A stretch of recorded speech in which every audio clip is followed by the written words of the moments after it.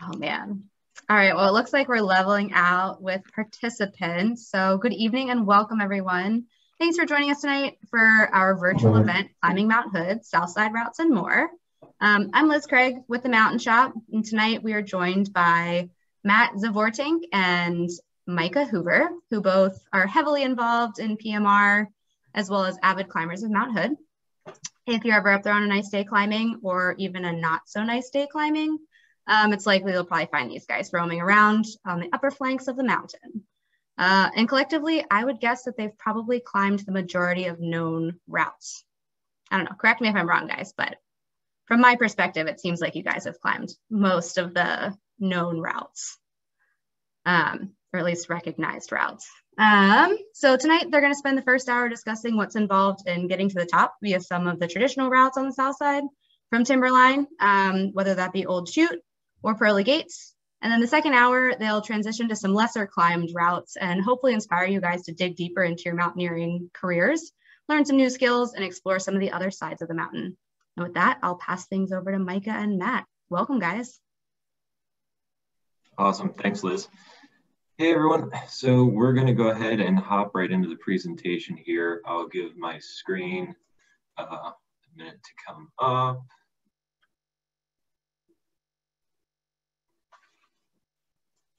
And so the way this is going to work is I'm going to be doing the presentation part of the south side. And in the background, Matt's going to be monitoring the chat and also popping in and commenting on some of the stuff as we're talking through it. If you do have questions as we go along, feel free to drop them in the chat. We're going to try and address them as we go. For the most part, we might respond to you in the chat window. We might just start talking about it if it's relevant to the slide that we have up at the moment. And then we're going to flip. We're going to take a short intermission when we get done with the south side portion of it, and we're going to go ahead and go into the other routes portion that Matt's going to take over there, and I'll be handling some more of the chat, and Liz will be helping us out too. So again, feel free to chime in with questions at any point. We'll do our best, and here we go. So first off, a little bit about us, PMR. We're a nonprofit volunteer organization. We serve the high alpine areas in Mount Hood, and sometimes we get called to other areas as well. Sorry, get that out of there. Sometimes we get called out to other areas as well, Mount Adams, Mount St. Helens, Mount Rainier. We are now in a partnership with the Clackamas County Sheriff's Office, so we will be dispatched by them. You can't reach us directly. We can't talk to you even if we wanted to. So we are contacted by the sheriff, who is usually given the information by 911. And we're also part of the Mountain Rescue Organization, which is a compilation of SAR groups in North America that specialize in these type of environments. So Mount Hood, that's what we're here talking about tonight. It's our home turf, elevation of 11,200 feet. It's been climbed for a long, long time. First ascent back in 1857. Most climbed mountain in the world, mostly due to its proximity to the major metropolitan areas of Portland, Seattle, ease of access, coming straight up from Timberline Lodge and the high elevation you can start with. Second most in the world, only behind Mount Fuji. Sees thousands, tens of thousands of some attempts every year. I don't know how accurate that 20,000 number is, but it's pretty close to that. Most of the attempts are up the south side routes, which is primarily what we're going to talk about tonight, and we're going to go into a lot more detail those in a little bit. Again, there's routes all over the mountain, but yeah, we're focusing here on the south side. So the first thing that's usually involved with most climbs is permitting, and whether you're going down to Mount Whitney or the Enchantments, there's a whole host of permitting systems that the Forest Service use to regulate access. Mount Hood is pretty lucky in that aspect. It's a free climbing permit that you can self-issue at the trailhead year-round. These are available in the Timberline Lodge, in the climbing register, which is still open now due to COVID. It should be restocked with these permits on a regular basis. So there's instructions there on how to fill these out. You keep one on your person, drop the other one in the box there, and that's it. Pretty simple, no reservations required. The only other pay permit that is required is to park at Timberline Lodge. It is a Oregon snow park, so if you want to park between November 1st and April 30th, you do need a snow park pass. So the Southside route, this is going to start from Timberline Lodge. This is the main approach up the south side of the mountain. So if you're at the lodge, you're looking up the mountain, this is what we're talking about here. It's typically climbed in November to June. It is climbed year round. It's not recommended in those other seasons due to a variety of hazards that we're going to talk about later. What does it look like as far as, how dangerous is it? How technical is it? Again, we're going into a lot more detail, but it's usually about 20 to 45 degrees of steep consolidated snow. Depending on the season, especially earlier, November, January, there could be short sections of more vertical ice climbing near the summit. But at this time of year and later on, those portions have usually deteriorated to the point where it's just a steep snowshoe. How long does it take? This is a great question, and the answer is, like a lot of things, it depends. It depends on, the party, it depends on your fitness, it depends on your goal, but 6 to 8 hours is a good benchmark. There's going to be a lot of parties that can do it faster, and there's going to be parties that can do it slower. We'll talk about timing a little bit more in depth in a minute here. The hike itself is going to look like 5,200 feet of elevation gain over 3.5 miles. Now, there isn't a lot of hikes that can compare to that kind of gain or that steepness. And the photo on the right here, a lot of these photos we're going to use, and we'll talk about it more later, are coming out of the Mount Hood Climbing Guidebook. So when you see these annotated pictures, we're borrowing from those. Highly recommend, if you're interested in this route or some of the other routes, to get your hand on a copy of this book, also readily available at the Mountain Shop.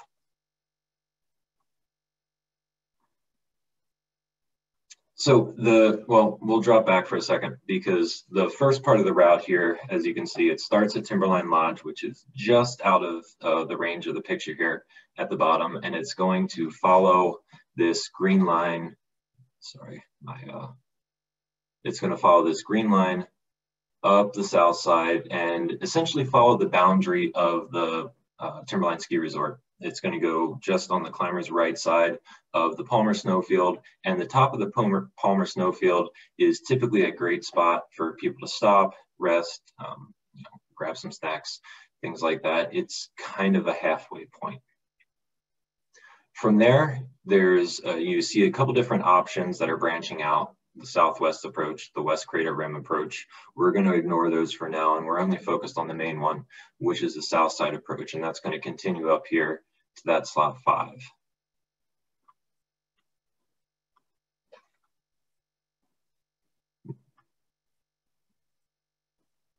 And I'm going to clear out. So continuing on from the last slide, we're coming up out of the slot 5. And you're going to see it's approaching the area called Triangle Moraine. And next it's going up to the area called Devil's Kitchen. So again, Devil's Kitchen is a big, wide open, flat space where a lot of people like to take breaks and rest. And we're going to talk a little bit more about timing coming up to here later. From then, it starts to get steeper at this point, and you're going to ascend up the side of the Hog's Back to kind of a decision point. And this is where the two main variations of the route split off. And you can either ascend up the Pearly Gates, which is on the right side, or the Old Chute, which is labeled as the number 5 alternate on the left side. Old Chute is typically a little bit less steep and typically doesn't involve any sort of ice climbing. It's just a steep snow slope up to the summit. The Pearly Gates, there's 2 variations. There's a left variation and a right variation. Depending on the conditions, what type of climbing you find in there changes a lot throughout the course of the year, but generally it's going to be the steepest section of the snow out of any of the climbing you're going to see, and potentially a little bit of ice climbing. And then after that sort of section, there's just another final snowfield until you get up to the summit ridge.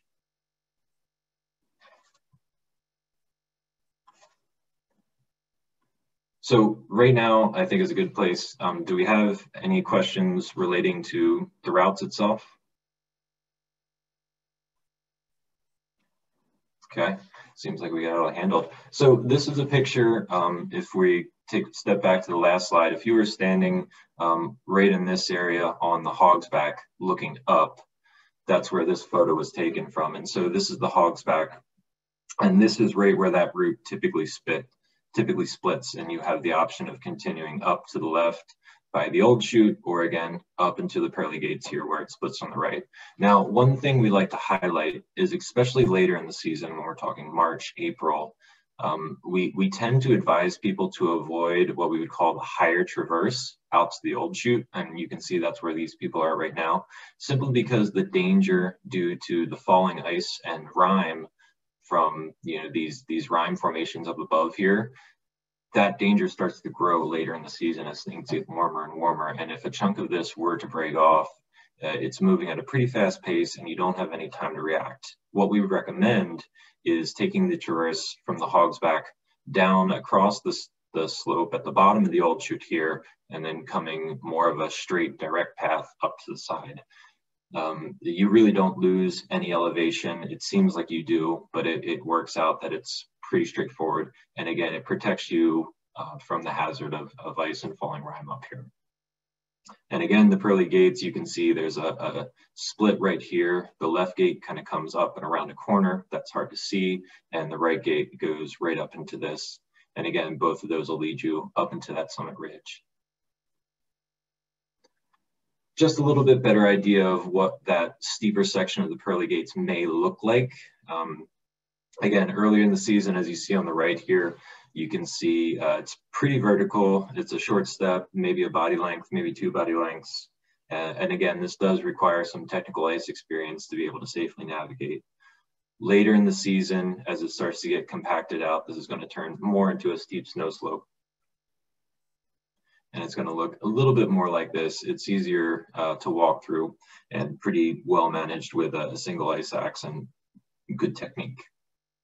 So again, on the left here, steep snow, and from the right, again, to give you a better idea of perspective, that last picture we were looking at when you were looking up at the roots was taken from this area down here on top of the hog's back.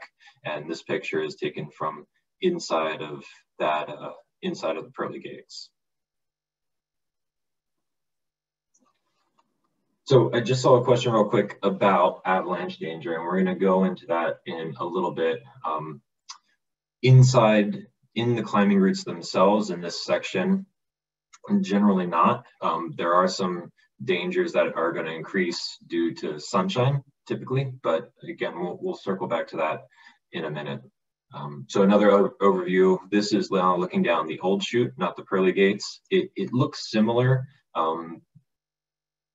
But yeah, sometimes they can be hard to tell the difference of. But yeah, this is from the old chute.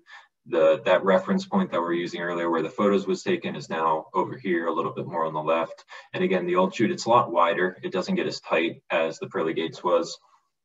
And typically, if people are looking to ski out, then they'll be coming out of the old chute.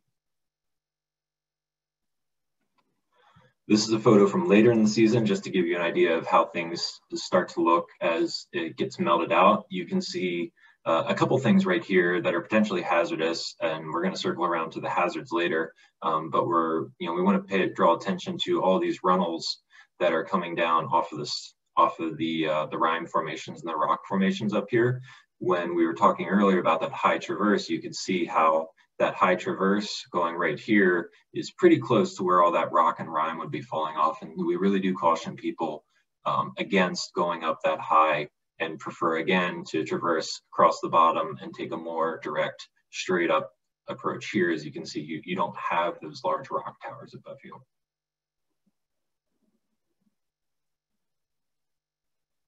So now we're going to start to get into gear and layering systems and things of that nature. So if you have any questions on gear, just bear with me for a second because we're going to get through a lot of it here.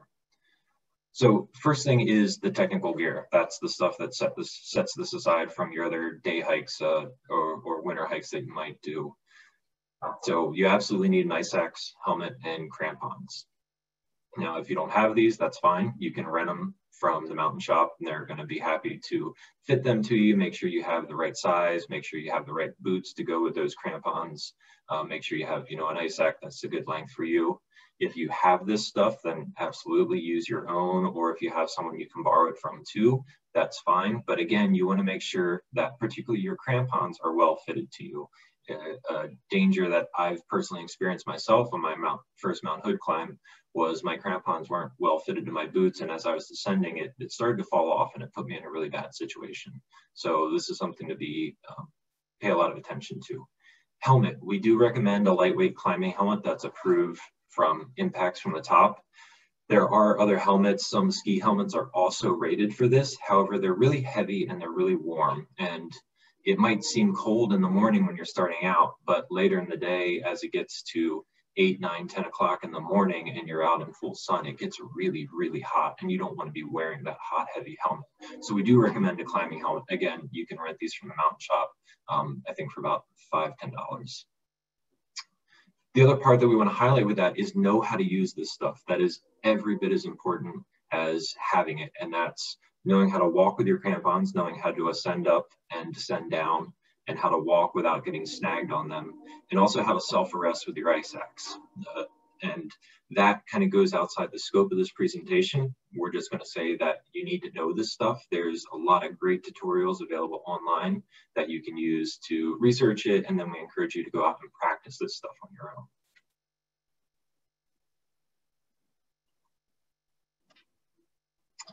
So some other optional technical gear, if you prefer, you can take a second ice tool as well. It's certainly helpful, again, especially in the earlier season. And if you think that you or your teammates might prefer to rope up and protect some of the sections, and if you don't know what that is, don't worry about it. We're going to talk a little bit more about it later. Obviously, you would need the harness, the rope, and pickets or ice screws to go along with that.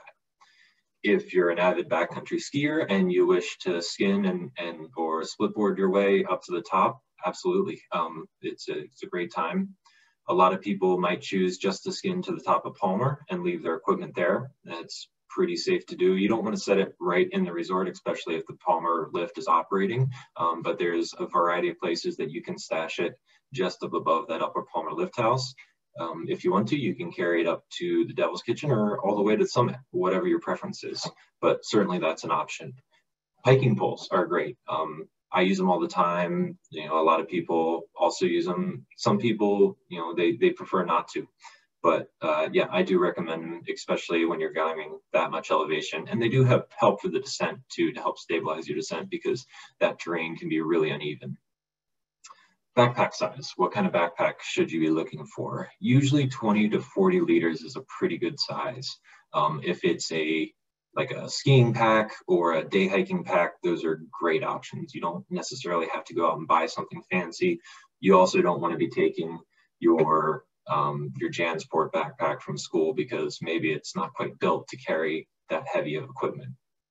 And the one other thing that a lot of people really like to bring is something to sit on, because you're going to be taking a lot of breaks and you don't necessarily want to be sitting on the cold, hard snow or ice. So if you can have a small foam pad, a Z-Lite pad, something like that, yeah, absolutely bring one of those along. So your 10 essentials, these are the things that you might hear recommended for any kind of hiking scenario, and they're just as important here because this is a backcountry area, and it's a winter backcountry area where, you know, you do have the potential to get delayed or lost, and you want to be prepared if things go wrong. We're going to talk a little bit more about navigation in a minute, but just know that as one of the 10 essentials, a navigation device is first and foremost. Many of the rescues that we go on could have been completely avoided had the individuals had a navigation device and knew how to use it.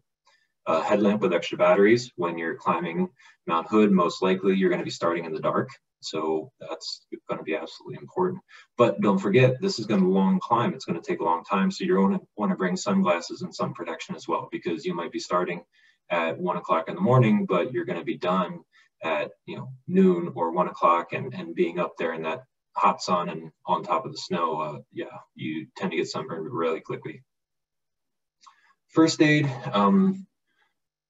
I think primarily the things that you want to be prepared for is general inflammation and pain relief. I always have ibuprofen along. I use it a lot just as things are starting to swell, especially people's feet like to swell up in their boots a lot. So a little bit of that I think is really helpful. Blister care is another thing. If you're climbing in boots that you haven't worn a lot before, that you've rented. It's not uncommon to get blisters, just despite however good the fit might be. So bring something along to help you deal with that. Small abrasion if you fall and scrape a knuckle on snow or ice, and tiny cuts, things of that nature. Gear repair. So if you're bringing skis or snowboard along, make sure you have something to handle anything that might break there. A little bit extra cord in case you need to tie something to a backpack, and duct tape is always helpful. Fire starter is one of the 10 essentials. You're not going to be starting any fires up here because there is no trees. But if you do want to bring a stove along, just in case you need something warm to drink, a member of your team gets really cold, that's a great idea. A lot of people do that, so don't feel like you're coming too prepared. Shelter, a great thing to bring along is a small tarp or one of those silver Mylar emergency blankets. I always climb with one. They've come in handy more than a few times. If you happen to get delayed for some reason, or should someone get hurt, they are absolutely, absolutely necessary. So food, water, and clothing. We're going to talk more about clothing here in a second. Food and water, and we tend to get a lot of questions around this. And I think my biggest piece of advice is don't rely just on energy gels and chews and things like that. Those are great for short bursts, but typically this is something that you need. People prefer some real food that'll sustain them over 6, 8, 10 hours. So things that don't freeze are great. Sandwiches of most types are really good. Dried fruits, nut mixes. A good mix of salty and sweet is important. If you just bring sweet sugary snacks or sweet sandwiches, that tends to get old pretty fast, and at some point you're just craving some salt. So try and find a little bit of a mix. Extra water, how much water should I bring? Again, this varies. Everyone's a little bit different, but I think 2 to 3 liters is a pretty good starting point. You might need a little more, you might need a little less. But one piece of advice I'd give is drink a lot of water before you start, and that tends to work pretty well for me. A lot of people will fight with the frozen Camelback hose. You can bring as much water as you want, but if you can't get it out of the bladder, it doesn't do you any good. So if you do choose to bring one of the hiking bladders with the over-the-shoulder bite valve, make sure to take good care of that. Tuck it in your jacket when you're not using it, or get one of those little insulated tubes. And make sure to blow it out to keep it from freezing, because once it gets frozen, it's really, really hard to get it unfrozen. And yeah, extra clothes. So clothing, layering here is very important because you're going to be moving, you're going to be resting, you're going to be going from warm to hot to really cold, and you want to make sure that whatever you're wearing can adapt to that. So a base layer of some sort, synthetic or wool, not cotton, not your cotton t-shirt. A mid layer, what is that? I mean, it's something like what I'm wearing now. It's, if you can, it's like a fleece jacket or something that gives you a little bit of a light insulation that you can move in without getting super hot and sweaty. It's also tends to get very windy up there, so be prepared for that. You want something that will cut down on the wind, whether it's a soft shell jacket or your ski jacket or a rain jacket, something of that nature is great. When you don't, it's not really for warmth, it's just to help cut down, keep that wind from cutting through. And insulating, so you want a good down or synthetic jacket. Insulating jacket is great too for those times that you're going to rest, or maybe up towards the summit when it's getting a lot cooler. Gloves, again, there's a lot of different options for gloves. Just be aware that you should have a couple of different kinds. You should have something that's a little bit cooler that you can move in, and something for up towards the top when it's colder. However, you're going to want to be able to handle your ice axe, and so you probably don't want to be climbing in mittens the whole time. Mittens are great to put on for a stop or if you're moving very slowly, but just make sure you have a couple different options. Again, for your first couple times until you get comfortable with your equipment, I do recommend bringing extra socks. If you get maybe a blister that's just not working, or you get your like your socks get wet and they get sweaty, it's really nice to have an extra pair along. So I think that's well worth the wait. And again, if you're wearing those climbing helmets, there's not a lot of insulation to them. So if you don't have a hooded jacket that will fit underneath, bringing a nice thin beanie to fit underneath that is great, because again, up top high on the summit, it's really cold. So having that little bit extra insulation goes a long way. I didn't cover pants here. Pants, It depends, but typically you're going to be in a good pair of hiking soft shell pants. You don't need, your full Gore-Tex ski pants because it shouldn't be raining up there, and you're just going to get hot and sweaty in those. I usually also don't recommend bringing insulated pants because you tend to overheat because, again, you're moving or should be moving pretty consistently the whole time. So yeah, thin pair of hiking soft shells, maybe with long johns underneath if it's a lot colder, would be recommended.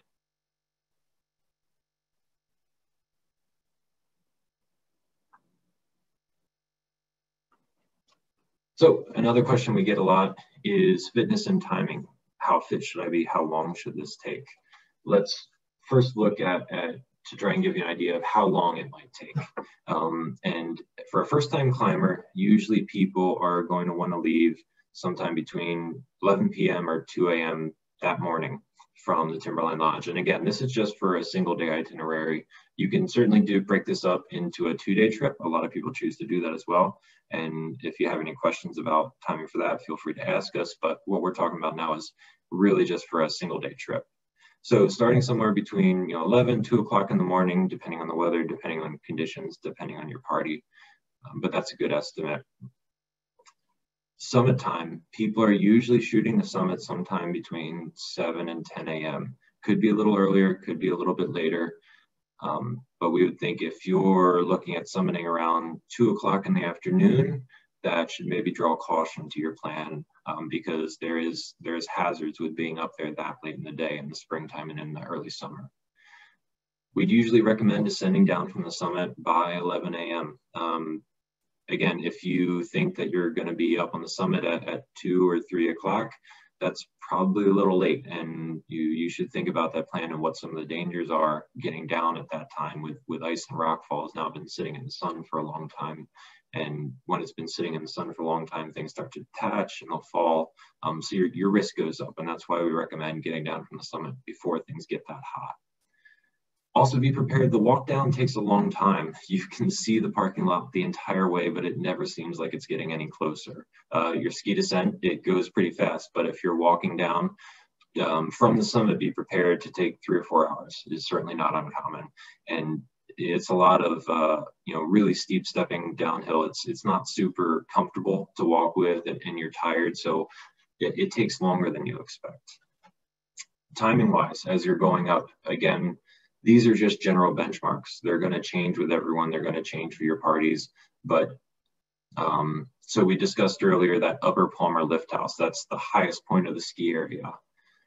2 hours up to there is a good benchmark. A little bit longer, 3 hours, that's fine too. If it's taking you 4 hours to get to the top of Palmer and you feel pretty exhausted, then you might want to consider if you do have the right fitness for this, or if it's the right day for you, because maybe there's something else going on too. People have certainly done it that way, but again, these are just general benchmarks. From there, another 2 to 3 hours up to the Hog's Back, and that was that area where a lot of those photos were taken from earlier. And then another hour or two from the summit. And so again, as you're traveling, if you kept some of those timing marks in mind, and you could see, if you're kind of about average, a little above, a little below, but again, there's a lot of different ways you can do this. So this isn't necessarily a right or wrong way, it's just a general benchmark. Overnight trips, again, something totally different. What are some good training hikes and climbs? Mount Defiance in the Gorge is a great one just to get your legs working and get comfortable with maybe walking in the boots. So if you want to get a feel for the boots that you're thinking about renting or buying, Mount Defiance is a great place to test those out with a heavy pack. You get a lot of elevation gain in a short period of time. Getting comfortable with some steep snow, walking with crampons on, walking with ice axes on. Mount Helens, St. Helens is a great starting point. It's a pretty moderate snow slope. There's a lot of areas to practice self-arresting, and it's a beautiful hike that we have great access to. South Sister as well is pretty similar. If you're looking for a bigger hike and something that's kind of just one step below Mount Hood, Mount Adams is the perfect place for that. The Southside route over there, that's something that we will cover in another info session. And I think we also have last year's info session is posted up and recorded on the Mountain Shops YouTube channel. So check that out if you're interested in Mount Adams. But again, this is a great place. You climb about 6,000 vertical feet, so it's very similar to the Mount Hood climb. And also, just as a training hike, the Palmer Snowfield is great. You know, if you're really unsure as to whether or not you're prepared for this, grab your gear and go ahead and walk up the Palmer on a day and just see how you feel. There's no better place to test yourself than there.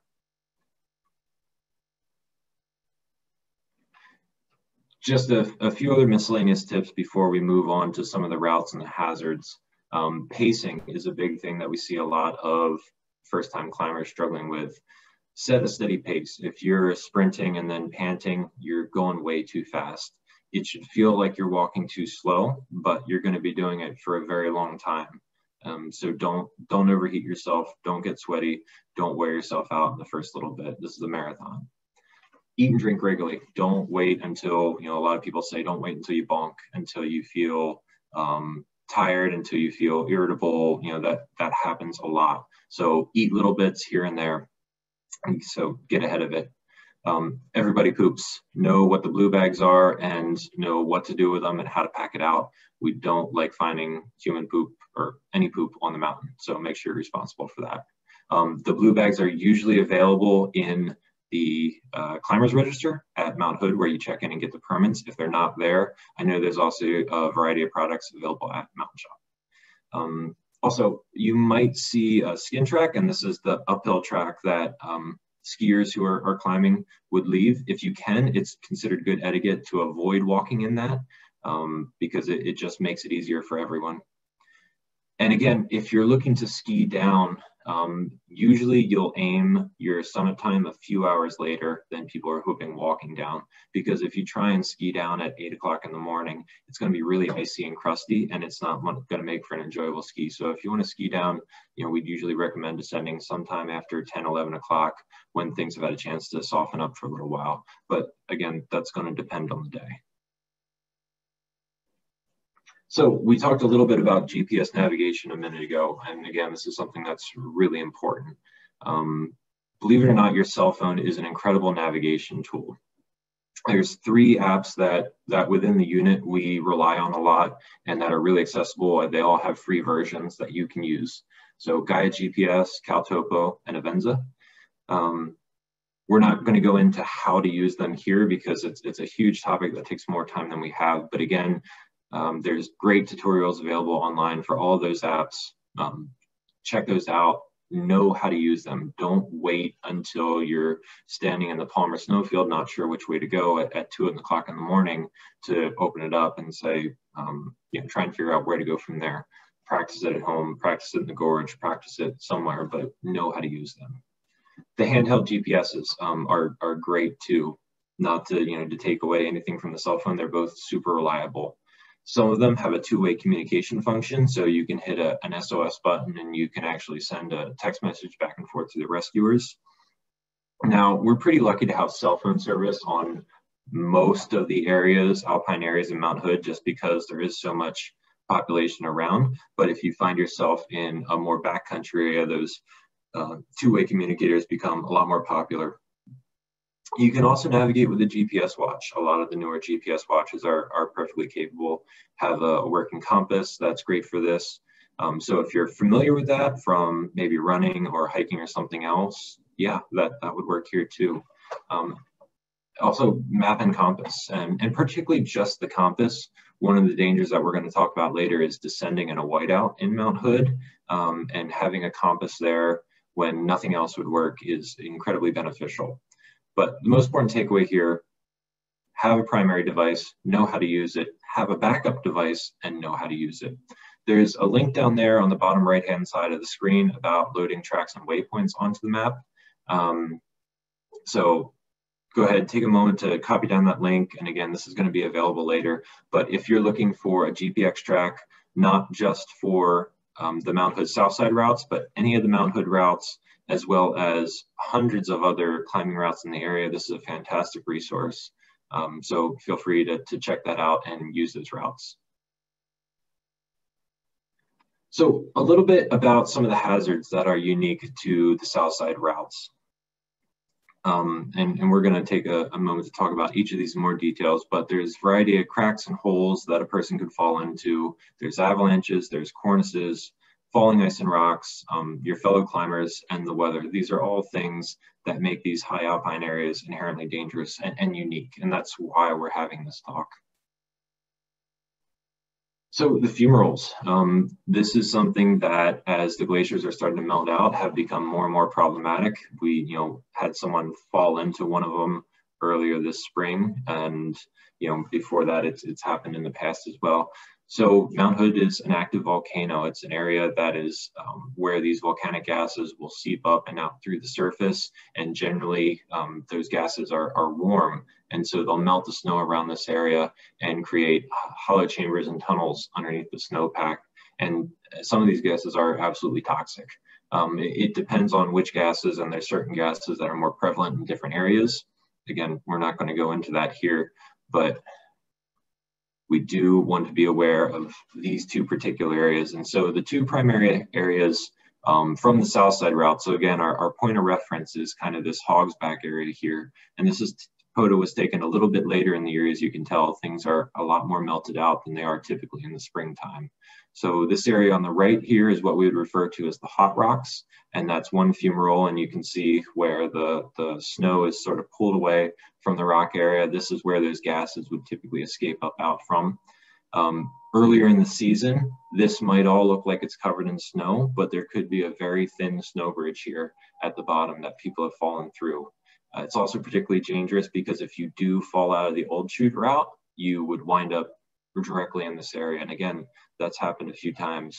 So be very cautious of it. Now, if you're doing that lower old chute traverse that we talked about to avoid the overhead hazard from the rocks on the rime, you can see a line here where people are traversing very close into what we would call crater rock here. So if you do that traverse, avoid kind of the shallowest part of the snow bowl and stay a little bit further back than that. This area to the left here is what we would refer to as Devil's Kitchen. So again, when you first come up, Timberline Lodge is out here in the distance, and when you would first come up from the south side route, you would wind up somewhere in this area. So Devil's Kitchen is another area where a fumarole starts to break through. And I think, yeah, so this is, again, the Hogsback is in the upper part of the photo here. The main Devil's Kitchen area is standing right behind you, and a person actually fell through this hole. The hole wasn't there before they were there. It just looked like a flat covered over spot. And one of the clues that this wasn't the greatest place to standing was how sunken in it was. You can see how everything here kind of funnels into the middle, and they unluckily wound up right in that nice little flat spot that the depression left. But this was the thinnest spot, and once they were there for a little bit, they just broke through. Luckily, we were able to get this person out, or her climbing partners were able to get her out pretty quickly. But keep in mind is we talked about how these fumaroles can kind of form tunnels and crevasses, or tunnels and holes where the gases are trying to escape. The exposed rock is all the way over on the right side there. It's maybe 20, 30 yards away. So just because you're not standing by the rock doesn't mean you're not in any danger. You really do have to be paying attention to the snow and what it might be trying to tell you. The Bergschrund.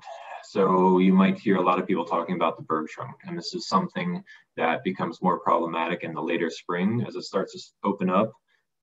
This is basically a crevasse that forms in the middle of the Hogsback in more or less the same spot every year.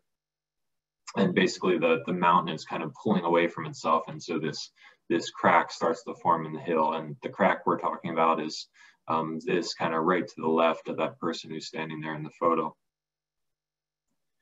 This is a little bit better shot there, and as you can see, the Bergschrund is this line in the snow right across, kind of through the center of the Hogsback there. So typically in the photos that we showed earlier, the climbers would ascend all the way up the Hogsback and then cut pretty close left here to get up to the pearly gates.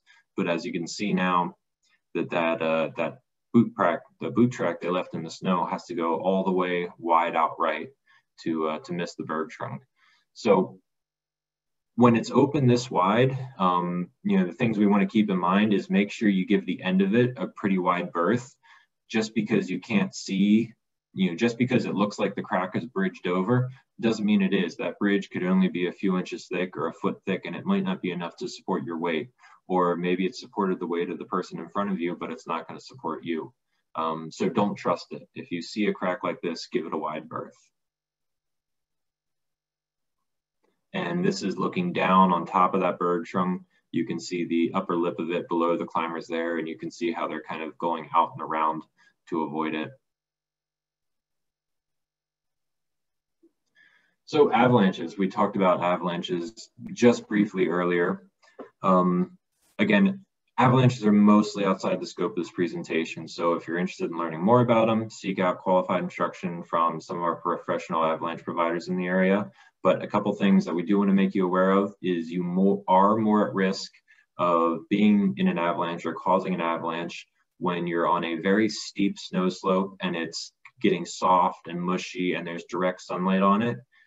If you look around and you can see little bits of snow starting to slide and little balls of snow going down the hill, it's probably a good time to get out of there. So pay attention to what's going on around you. If it seems like things are soft or unstable, then there's a good chance they are. Also, make sure to check out the avalanche forecast.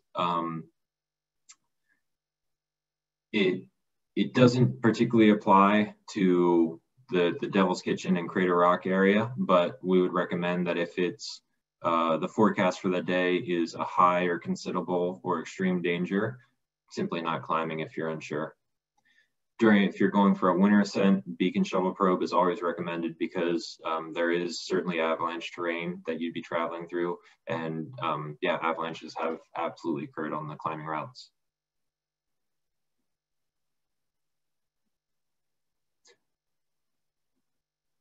And so this slide here, you can see that it came pretty quickly out of the old chute area. And we'll step back just for a second and pause it just so we can get a better look at it. So the old chute climbing route is up above here.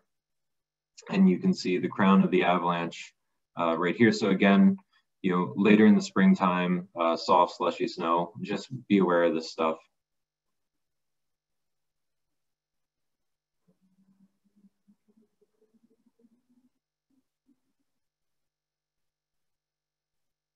Okay.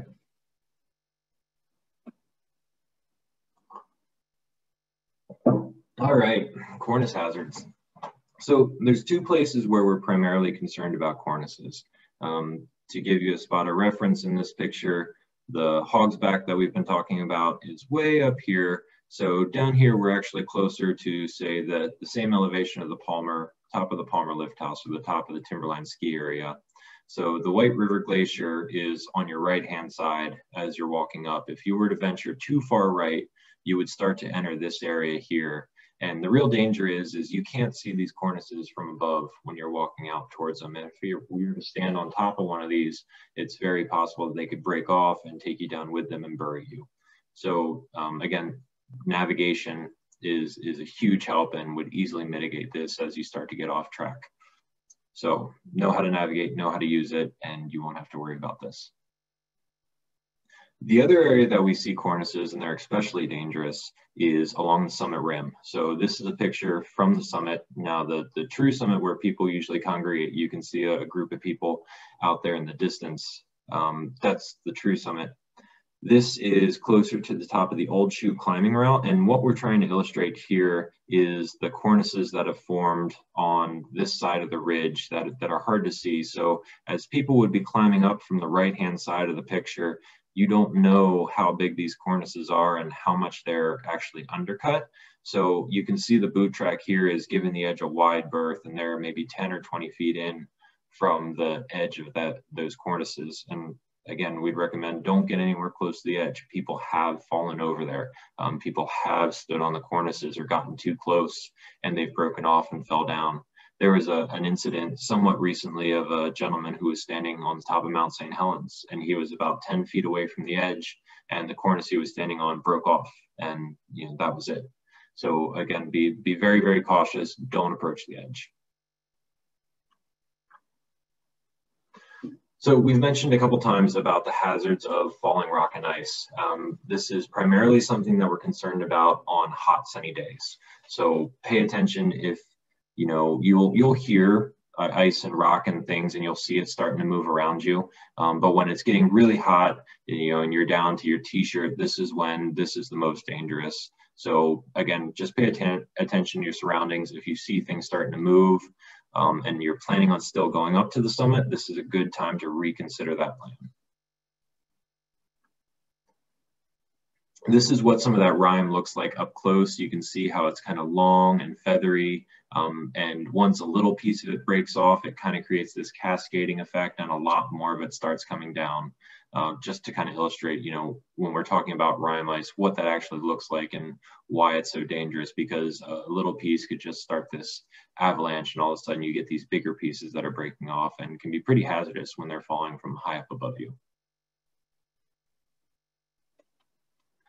So one more thing to keep in mind now, when the Timberline Resort is operating, you must go on the right side boundary of the Timberline ski area. They do not like climbers walking up through the ski area, and we want to respect their rules because we want to make sure that we have a good relationship with them, and you know, they continue to let us use their parking lots, and they actually will groom the hiking trails sometimes. So please respect that rule. When the resort is not in operation, people will walk up closer to the lift towers. That's okay then if the lift isn't operating and if they're not doing cat skiing at the moment. But try not to walk directly underneath the lift towers. As you can see here, there's a brief moment where all the ice suddenly and catastrophically cascades off the lift towers, and it's kind of a chain reaction that can occur from top to bottom. It's pretty cool to watch from a safe distance, but if you're below it, those are very heavy chunks of ice that are going to be coming down on top of you. So make sure to avoid this. Other people. So Mount Hood is the most climbed mountain in North America. You will see a lot of your counterparts up there. This is one of the primary hazards that we have to deal with. What we can really say about this is make sure to give space and be patient with your other climbers. Everyone has the same goal, but everyone has all sorts of different skill levels and comfort levels. So make sure to respect that. Be very wary about traversing above or below other people. Make sure that everyone's aware of where people are. If you happen to be coming down, you know, make sure people know where you're moving or where you intend to move, especially if you're real close to each other. This is a busy day on the Hogsback. This is what it looks like on a typical spring weekend. It's not uncommon to see 50 or more people on the climbing route. So this is a picture from the Hogsback looking up towards the pearly gates. You can see there's a large grouping of people up there.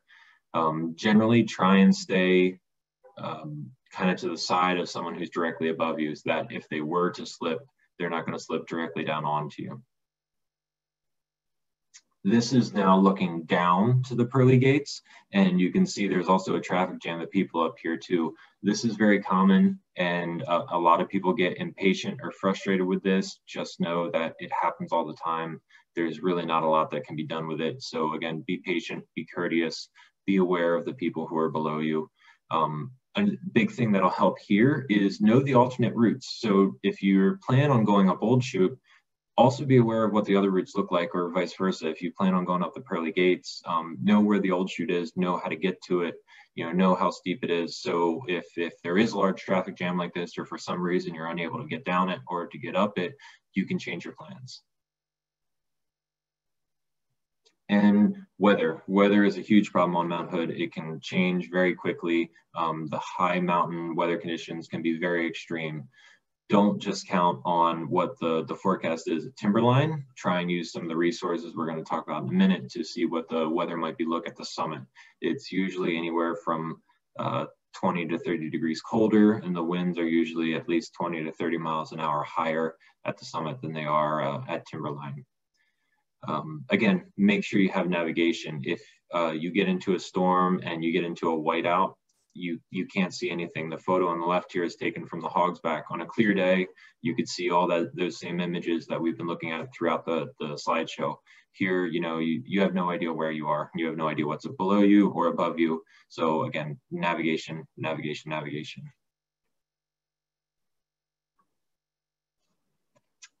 One of the hazards with descending in that whiteout, and this is one of our most frequent callouts that we get, is people will descend the fall line approach. And what we mean by that, and we're going back to the illustrated photo we used earlier, is if you're descending down out of the crater and you were to take the fall line, which is the path that a ball would take if you dropped a ball, that ball would not roll straight down here through the Palmer Snowfield to the lodge. It would actually roll over towards the Zigzag Glacier, and that is an area that ends in a series of cliffs and terrain traps and valleys, and takes you very far away from the lodge and very far away from where you want to be.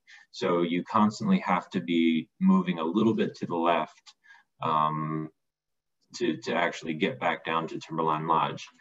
If you have a compass, on your phone, if you have a magnetic compass or a compass on your watch, you want to be heading due south. Now, if you take nothing else away from that, just remember that if you head due south from the crater, you should wind up back at the lodge. And again, this is a photo taken from above the Hog's Back near the Crater Rock area there. And that fall line we were talking about, again, it heads down into this series of cliffs and valleys here. And it's very, very difficult to navigate your way out of. And it's very high consequence terrain. There's a lot of avalanches here. There's a lot of potential to get lost and hurt. So again, those are the two most common accidents there, is people who descend too far out, and also people who would fall out of Old Chute or the crater, into those fumarole areas. So what to do if an accident does happen? Call 911 right away. Now, accident not in, you cut your finger, or maybe you hurt your wrist a little bit, and it's something you think you could handle within your party. But if there's an accident, a serious fall, someone is exhibiting symptoms and they're not sure how to deal with, or even if you're not sure, just call 911. Don't wait, do it right away. It happens all the time where we get called off and told, go back home, the person is okay. We'd much rather that than someone waits too long to call 911. We're not able to help them out.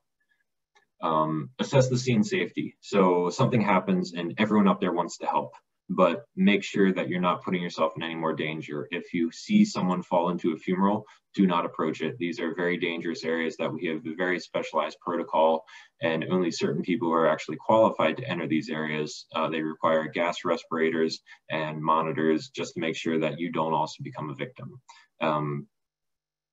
Be aware of secondary avalanches and rockfall. So if an avalanche does occur, if someone gets hit by rockfall, be aware that there could be another avalanche and there could be more rocks coming down.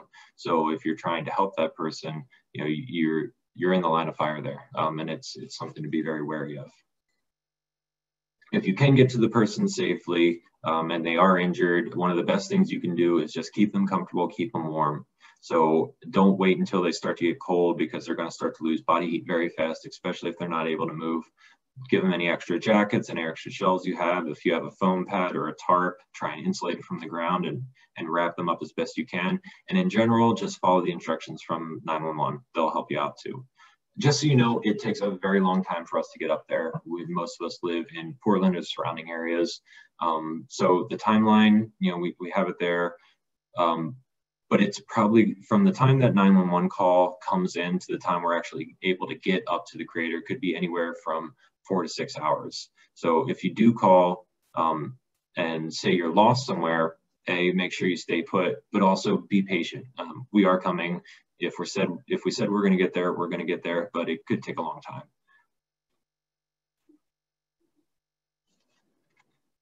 So complexity is one thing that as we start to get into other routes, the rescues get a lot more complex. But just on the south side, again, usually we can get to you within 4 or 6 hours. But as we start to talk about the other routes, it could be significantly longer than that if we're able to get to you at all. So as you start to take on these bigger objectives, just be aware that that can certainly change. And we talked briefly about roping up, and we're going to talk more about it here in a minute. This is something that some parties choose to do on the south side routes. Just know that there's reasons to and reasons not to rope up. And this is something that you're going to have to work out in your party, and everyone's going to have to decide for themselves depending on their own comfort level. Just a couple key things to keep in mind is if you are roping up, make sure that you're placing protection along the way. If you're not placing protection all the way, you wind up in what we call a death pact. And basically what happens is, say you have two climbers who are higher up on the hill, they don't have any protection in, meaning there's nothing to stop them from falling despite them being roped together. If one person falls, both people are going to fall. And so now they're tied together. And the real danger then comes in is if there's any climbers below them, they can very easily get caught up in that rope or get caught by the other climbers. And now all of a sudden, an accident that maybe unroped would have only impacted one climber now impacts 4 or more climbers. So these things can escalate really quickly, and there has been accidents that have happened like that. So again, it's a decision you have to talk about closely with your teammates and decide if it's right for you, but roping up doesn't always make it safer. Couple resources here. Things that we like to use a lot is our Facebook page, and not just the PMR Facebook page that will periodically update with trip reports, but also there's a couple other Facebook groups in the areas that people will also provide condition updates. So if you're wondering if the routes are in good shape, what they look like to get a feel for the conditions, a lot of options out there on Facebook. So we have a couple of those links. Cascade Climbers is a forum that gets used a lot, and not just for the Southside route, but for some of the other routes on Mount Hood. Timberline Lodge has a number of webcams available. You can see exactly what the weather is looking like at the moment. A couple different weather resources. NWAC is great for the avalanche forecast. I mentioned earlier about making sure you're not looking at just the weather at Timberline Lodge, but also the weather at elevation. I recommend mountain forecasts for that. It'll give you a couple different options to view the elevation and see how the temperature is changing and see how the winds are changing at those elevations. So that's a great resource. And just for general weather conditions, NOAA is what most of us rely on, usually among the most accurate, and you can also get it for different elevations as well. So we're going to take a minute to look at the chat. Matt, any other questions? Anything else we wanted to go through in the chat? Yeah, maybe one thing you want to talk about, since you are more of a skier than me, but how high do you skin and where do you like to ski from? There were a lot of questions about this, actually. Okay, yeah. It depends. It depends on the conditions. There has been times where you can skin almost to the top of the Hog's Back, almost to the beginning of kind of the old shoe climbing route. And there's been times where it's hard to skin to the top of the Palmer lift. So it depends. There isn't a great way to answer it, but usually people will stop skinning at the top of Palmer if conditions are at all variable. That's the end of the groomed runs, that's the end of the resort. And so after that, it tends to get icier, it tends to get more variable. So if you're not a confident skier, we'd recommend stopping there and carrying your skis up above or just leaving your skis there. One other question from the chat that I thought was really good was when to put on crampons. Maybe I'll give my opinion. Yeah, go ahead. So I think very occasionally it is maybe possible to climb Hood without crampons. But for me, I just always put mine on. If I haven't already put them on in Devil's Kitchen, I'll put them on there, because if I'm climbing, say, the Pearly Gates, and suddenly it becomes super icy, I don't want to have to stop there to put them on. So I would say I always put mine on in Devil's Kitchen, or maybe the latest, like on the Hog's Back.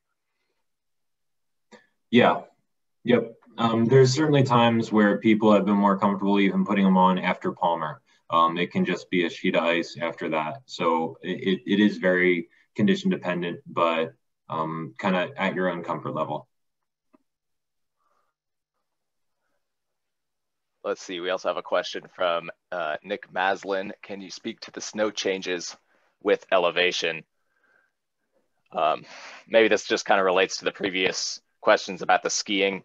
So I went up into the crater yesterday, and for me, like, I was able to skin up on my skis to the top of Palmer. It was fairly relatively normal snow. And then above the top of Palmer, it was just all ice, all rime. So maybe this answers your question. Let me know if it doesn't. Yeah, expect the snow conditions to change as you ascend or descend. And yeah, just know that you might have to change from, say, skis to crampons or whatever. Or even back to skis. Yeah, the conditions on the high mountain are known for just being all over the place, and it's really hard to predict what it's going to be like from one storm to the next. That, you know, because storms are usually the driving factor when things change. So you just be prepared to handle varying conditions. Also, I'll just answer two other questions since we're doing this now rather than typing. There's a question about glissading. I think in the spring, sometimes people glissade, certainly compared to, say, Mount Adams, where there's always kind of like the big glissade chute. Mount Hood doesn't really get something like that, at least in my experience. I think there's usually so much ice, it's just really unpleasant. So people don't really do it. Yeah, there's short sections that you can just glissade, but don't plan on being able to do most of it. Another question I saw about boots, Scarpa Fuegos specifically. It's hard to comment on that. If you're unsure, again, talk to the experts at Mountain Shop. They're the gearheads. They know this stuff really well. If you're not sure about your boots, you can rent another pair there. Climbing season is, yeah, I think we touched on it briefly, but typically the climbing season for the Southside routes is going to be November through June. It depends a little bit on the snowpack and how things quick are melting out. But that's, yeah, approximately November through June. And people, another question, people will down climb the pearly gates. Not really advised to walk down. No, people will down climb a short section. Again, this all changes with personal comfort level, but yeah, down climb. There's another question. How do you choose whether to go at the pearly gates or the old chute, or is it just personal preference? Yeah, I think it's just personal preference. In the sort of typical spring climbing season, when there's a lot of snow sort of piled against the pearly gates, they're about the same steepness. So for me, it might just depend on where there are fewer people, or if there is, say, like a lot of like more falling debris on one of the routes, I choose a different route. Yeah, and yeah, I talked a little bit about the value of, you know, knowing the different routes and knowing the different options.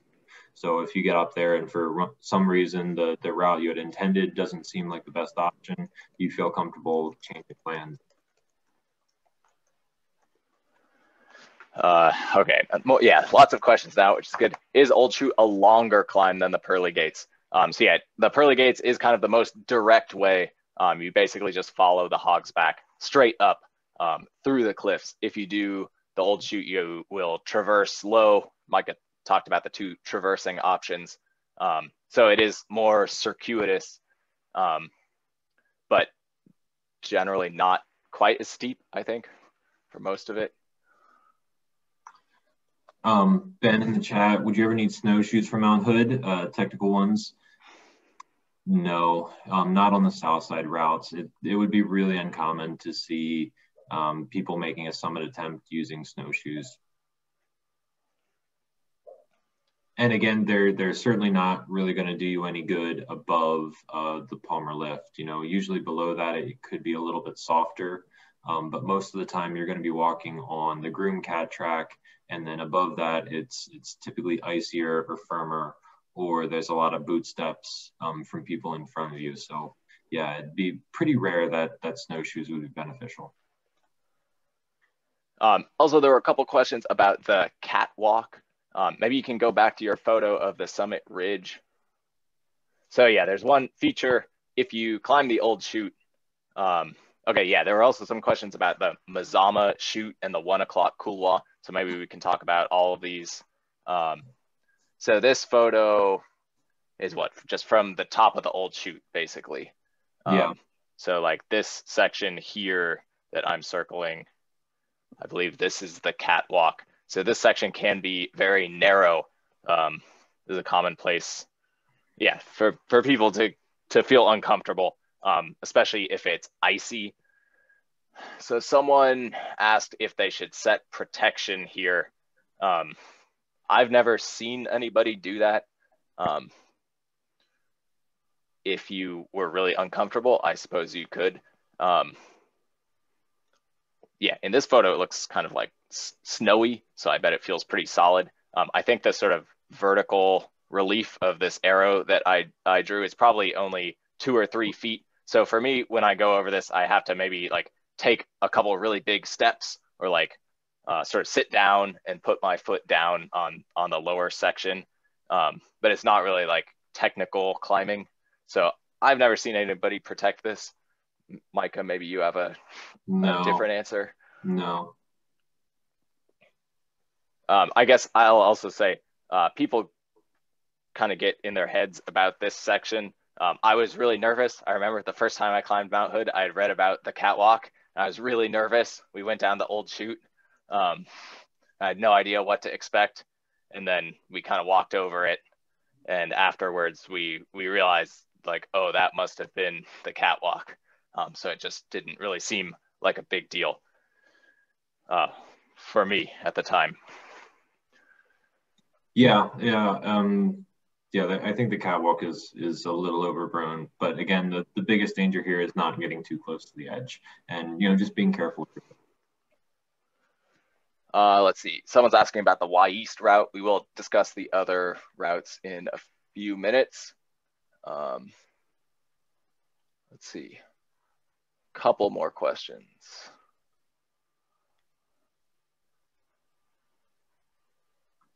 Will there be natural two-way traffic as people are ascending and descending?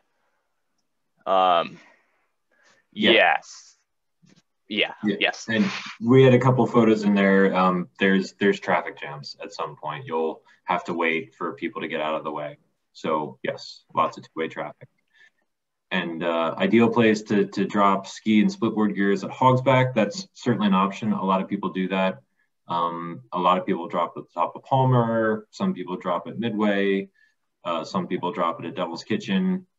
Again, it depends. And I would recommend just base it off your own comfort level and pay attention to what you're walking up. And if you're walking up something that you wouldn't be comfortable skiing, don't carry your gear any further than that.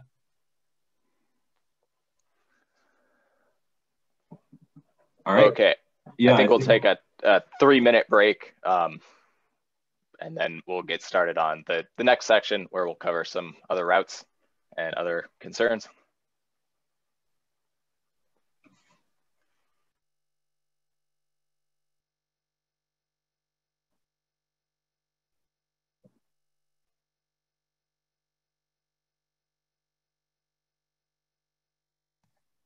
I feel like we need the like running dog that NWAC has for the ticking down timer. I did see there were a lot of questions about avalanche awareness and just like avalanche questions in general. I'm going to plug another Mountain Chop event. This one is free. It's put on by NWAC, but Mountain Chop is hosting it on Thursday, March 11th. So a week from this Thursday. It's on our Facebook page. It's on our website and everything. And it's free. They're super informative. And they'll kind of go into a little more details about where to look for avalanche forecasts, how to understand them, and that kind of stuff. And like Matt and Micah said, the forecasts don't go to the summit. They go above tree line, near tree line, and below tree line. And that kind of goes up above tree line to about 7,000 feet. So what's in the crater could be totally different from what's in the forecast, but lots of good things to be aware of. So those are risks with going above tree line.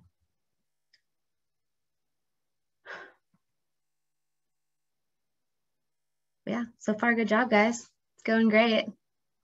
Lots of great engagement and questions from the audience as well.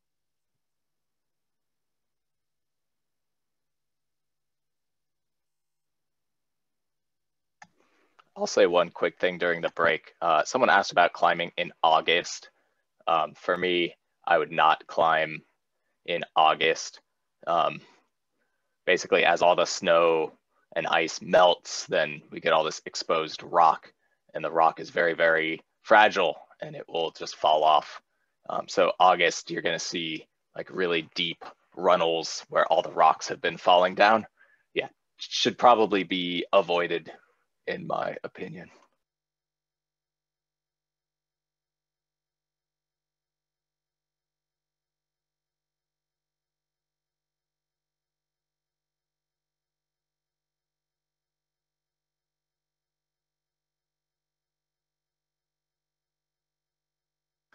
Okay, maybe we'll get started. So now we're going to talk about some of the other routes. I'm going to emphasize a lot sort of the other skills and other hazards that are present on the rest of the mountain. So all of the routes besides the south side, they probably have some additional technical gear that is required, like ice tools, certainly a second ice tool in addition to your ice axe. You're also probably going to want a harness and a rope and ways to set protection, such as pickets and ice screws. And with all this gear, of course, we need to know how to use it. So there are going to be some required technical skills as well, like knowing how to travel on a glacier, how to perform crevasse rescue, possibly building anchors, belaying, rappelling. All right, so here we have sort of some of the other hazards that I thought were maybe more important or amplified on the other routes. On the left, we have the objective hazards, avalanche risk. There's generally, in my opinion, more avalanche risk on sort of the non-south side routes. There's also more risk of falling debris. There's also, yeah, some challenges just with the climbing itself. If you find yourself doing any sort of technical climbing, it's often challenging. There's usually not very good protection.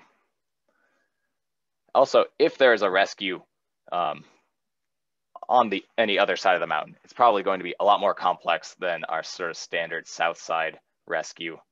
Then on the right, of course, there are a lot of subjective hazards of climbing the other routes. They're going to be longer. They're going to be more difficult. They're going to require more skills. All right, so let's just talk about avalanches again. Many routes on Mount Hood have significant avalanche danger on or above the technical sections. Yeah, seek qualified training. This photo is from Leuthold's Couloir, sort of looking down. So it's a little hard to see. Maybe tilt your screen, but there's this huge path of avalanche debris here, and these people are all walking on it. Here's another photo. This is a recent photo from NWAC. These are the North Face gullies over here on the right. This is Cooper Spur on the left, and you can see this big crown all across the face. So this whole area probably slid, or definitely slid. Okay, yeah, another hazard on the other routes. I think personally, this is a thing that really scares me. We have lots of falling debris on Mount Hood, like falling ice that comes off for whatever reason, or falling rocks. And most of the moderate routes on Mount Hood are sort of shaped like funnels. So there's always going to be some part on the route where you are at the most narrow part of the funnel, and you're exposed to all of this falling stuff from above. So this photo is from the Reed Headwall. And, you know, I chose this just to show this kind of bizarre looking ice formation. It looks cool, but, you know, who knows how stable that really is. So any climb that has sort of this funnel shape, they're going to become more risky, of course, with avalanche hazard. Avalanche hazard, like fresh rime ice that's likely to fall off, or old rime ice that's rotten and likely to fall off. They'll also be more risky with warm temperatures and sun that melts the ice, wind that can just blow the ice off. If you see lots of exposed rock, then I'm always afraid of rock fall. Also, if there's multiple parties climbing any sort of route like this, there's additional hazard from whatever debris they knock down. So here we have a picture of the reed head wall again, and this is just to show, yeah, to me, the really scary thing is this area that I'm circling. So you'll notice that sort of above this, everything is going to funnel into this one little area. And if you're just climbing up from below, you might not realize that the terrain is really shaped like this. But yeah, I think any falling ice or any avalanche that happened up here is going to get funneled through this little narrow slot.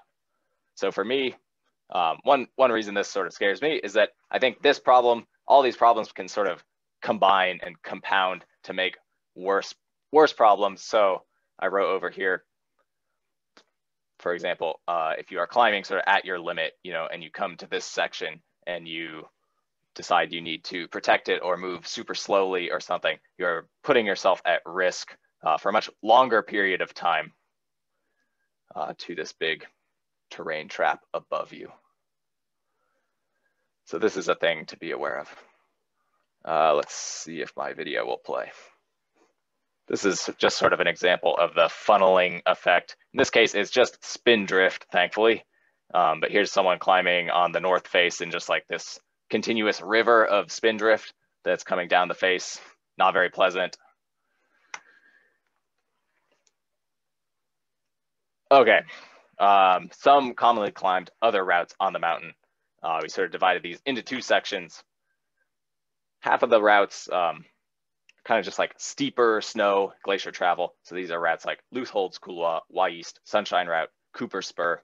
Then there's other routes that people are mainly pursuing in order to do ice climbing. So these would be like Devil's Kitchen Headwall, the Reed Headwall, the North Face Gullies. And we're going to go over, I think we have a brief overview of each one of these. And I made like a very in-depth sort of overview of Lootholds Couloir and of Devil's Kitchen Headwall. So we're going to talk about those two sort of more specifically, mainly just to sort of go over like the most important things in my mind to be thinking about when you're doing these climbs. Also, we will plug the Mooley book, Mount Hood Climber's Guide. All right, let's talk about Lootholds Couloir. This is the green route 9. So you can see the sort of normal south side routes up here at the top. Lootholds Couloir. We're gonna approach from Timberline. We're gonna start from Timberline again and go up the south side. Then when we get to the top of the ski area, we're gonna go left and get to Illumination Saddle, which is the flat spot by Illumination Rock, and traverse down and across and then up. So this feature over here is the most narrow part. This is called the Hourglass, maybe 40 to 50 degree steep snow. Then you reach the Queen's Chair, eventually, is this very flat spot at the top. And you top out sort of on the crater rim near the top of the old chute. I saw there was a question about a Bergschrund. So yeah, this route, another big hazard on almost all these other routes is going to be glacier travel. There's going to be more glacier travel. So the Reed Glacier, people typically rope up to cross this. There is there is a Bergschrund. I think it just goes all the way across this entire sort of lower part of this face. In this photo, it's not visible, it's covered. And the Reed Headwall, this is going to be sort of a steeper route, basically on the same aspect of the mountain. So these are the red lines. There are lots of variations on the Reed. Same thing, approach from Timberline to Illumination Rock, traverse down. In these little narrow constrictions on the Reed Headwall, there's going to be probably some ice climbing. I've done it where there hasn't really been any ice climbing.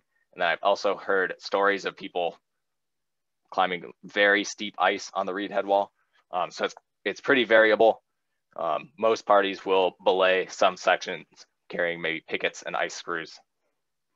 And if you climb the Reed Headwall, if you sort of stick to the left, always go to the left, you reach like this highest part of the summit ridge by the old chute.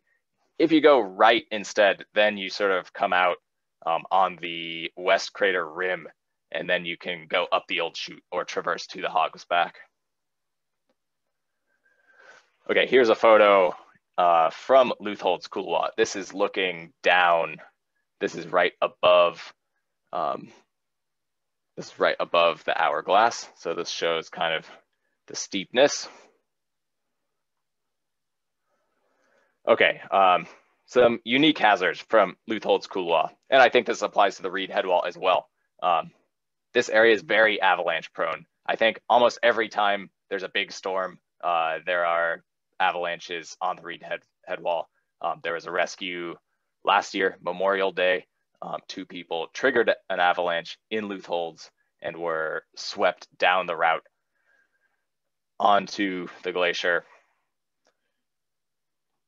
I triggered a small avalanche on the Reed, very small. So the wind on Mount Hood usually blows from the west to the east. So I guess traditionally we would be thinking of the east side as being like the side that gets really wind loaded. But I think the Reed Headwall, this whole area is just so steep that there's always snow just piling up over here. So even if the avalanche hazard is green, you know, like we've said, the forecast doesn't really apply. But yeah, I've seen avalanches occur here when it's green. So that just kind of emphasizes the forecast doesn't apply, and this is an area where you have to be really careful. Okay, yeah, another hazard on Leuthold's that we've already talked about, but this idea that the debris from up high can sort of funnel down. So the hourglass feature on Leuthold's, right? You are subjected to any falling debris from like this large part of the upper mountain. And sort of same with the Reed, all these little funnels are going to, or all these big areas are going to funnel into the little small sections. We already talked about the glacier crossing and also very complex rescues. Yeah, compared to the south side, on the south side of Mount Hood, it's usually fairly straightforward. For a rescue to be performed, we are mainly lowering the subject. But if someone is injured down here, right, it immediately becomes a lot more complicated because then we also have to deal with the glacier travel aspect, and we have to find a way to raise them back up to illumination saddle. Okay, yeah, here's a photo from the Memorial Day rescue last year. It's hard to see, but if you move your head or tilt your screen, you can see this huge avalanche path at the bottom of the screen. I'll stop moving the mouse. And the little specks at the bottom, sort of bottom left, those are people, including the 2 people who were kind of swept down the route in this avalanche. Okay, another sort of strange hazard on Leuthold's Couloir is the route finding. So many people have accidentally climbed the Reed Headwall when they have been meaning to climb Leuthold's. And okay, I put this trip report here. It was a little bit humorous. I redacted any personal information, but this person said, yeah, planned on doing Leuthold, but that didn't work out. That just means they climbed the Reed accidentally. Would have been nice to have brought another tool. So this is just an example, right? Lots of people, they try to do Leutholds and they do not traverse far enough. They just kind of go up too early and they end up in more technical terrain, right? Everything on the Reed is sort of steeper and more technical than Leutholds. And there was also a rescue before Micah and I were in PMR, but some people, they accidentally climbed this blue dashed line up onto Yoakum Ridge. So this is another possible route finding error. Okay, maybe I'll pause for one minute and see if there's any questions just on Reed. We're doing pretty good on the questions. Doing good on the questions. Okay, let's go on. We'll talk about Devil's Kitchen Headwall Variation 1. So Devil's Kitchen refers to the Fumarole, like Micah talked about. And Devil's Kitchen Headwall sort of refers to this whole area of cliffs. I will draw on the screen. This is all Devil's Kitchen Headwall. Then at some point it becomes the feature called steel cliffs. Nobody really knows where the line is between steel cliffs and Devil's Kitchen headwall. As far as I know, it's all kind of the same cliff. So when you talk about climbing Devil's Kitchen headwall, usually we're talking about these 4 routes labeled 4A through 4D in this photo. And the most popular, I think, is variation 1, which is kind of the leftmost variation. So to do this, you would climb, just follow the south side route into the crater, and then you go up this big cleft in the cliffs. And inside of this, you would expect to find maybe 1 to 2 rope lengths of ice climbing. Above that, sort of here, it becomes sort of moderate snow climbing to the summit.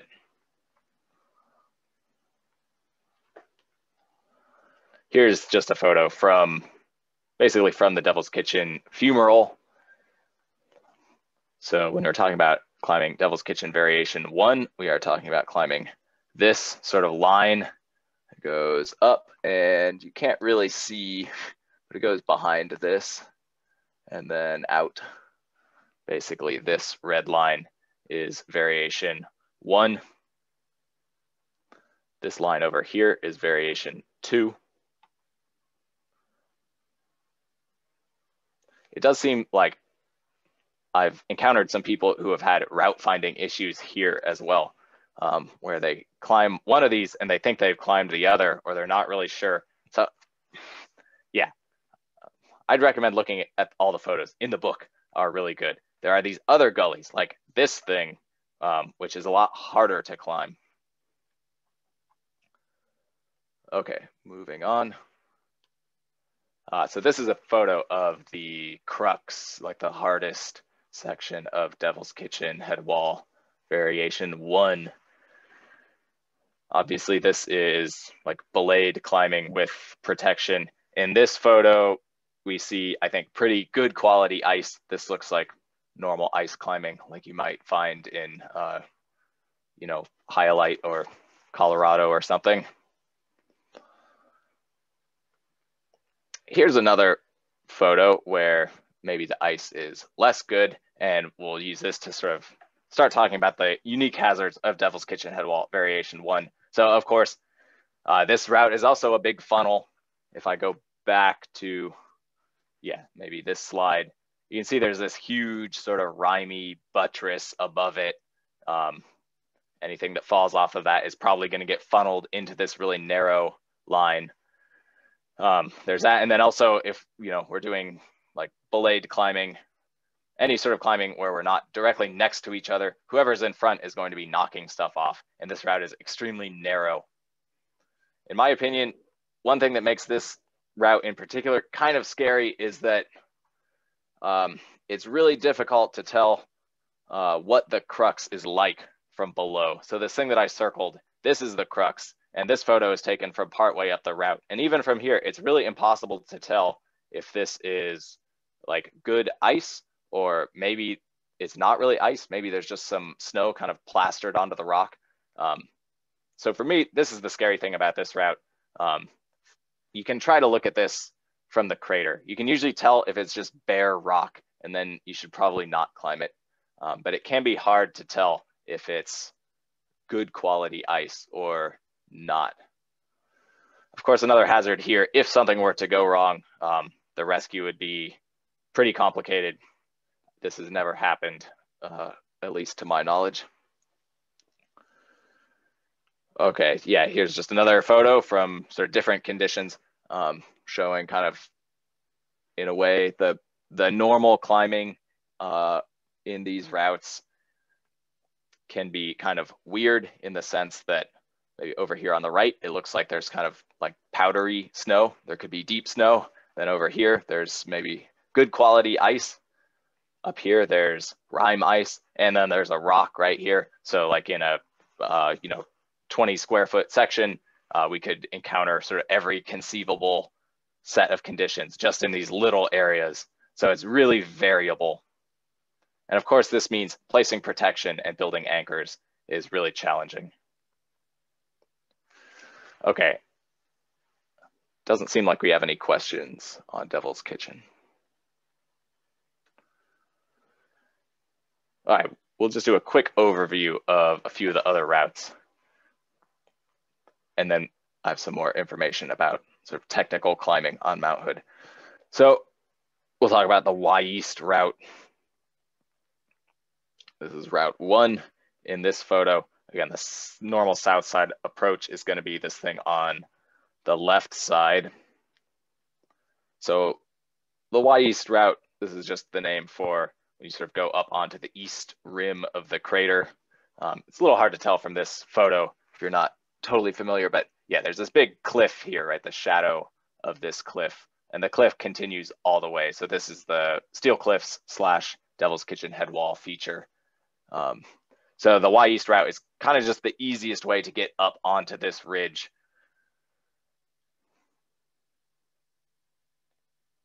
So to climb this, you would go up the south side, and then at some point you have to traverse the White River Glacier. Of course, now this is more glacier travel, so that's going to be a hazard here.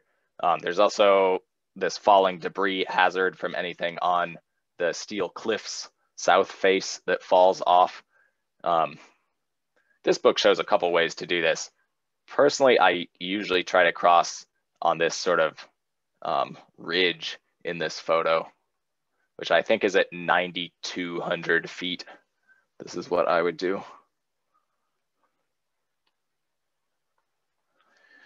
Okay, so if you were to get over here somehow and follow the line number 1 up to the top, you just kind of follow this to the summit. There is one slope in here that I don't think we have a photo of in this presentation.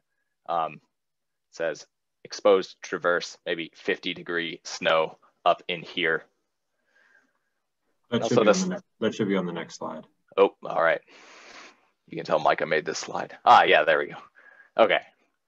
Yeah, so this is looking at the east crater rim from the east. So this is just the east side of the mountain. So you can see the various Devil's Kitchen routes are sort of popping out onto the crater rim along here. And then the regular Y East route is just coming up this way. This exposed traverse section is right here. And yeah, this can be sort of scary. It can be like just deep, unconsolidated snow, kind of impossible to protect. I believe there's another way past this as well that people do, where they traverse under this and then they go up this snow chute, which is apparently fine. I've never done it. Okay, so this is the Y East route. All right, we'll talk real quick about Cooper Spur and the Sunshine route. So these are 2 routes on the north side of the mountain. Cooper Spur is just this big ridge, 16. It sort of comes from the upper mountain and turns into this giant moraine on the east side of the Elliott Glacier. So if you've done any hiking from Cloud Cap, that's down here. If you've been to Cloud Cap, you've probably walked up this moraine some of the way. So, okay, Cooper Spur, we would be climbing just kind of the easiest line up this slope.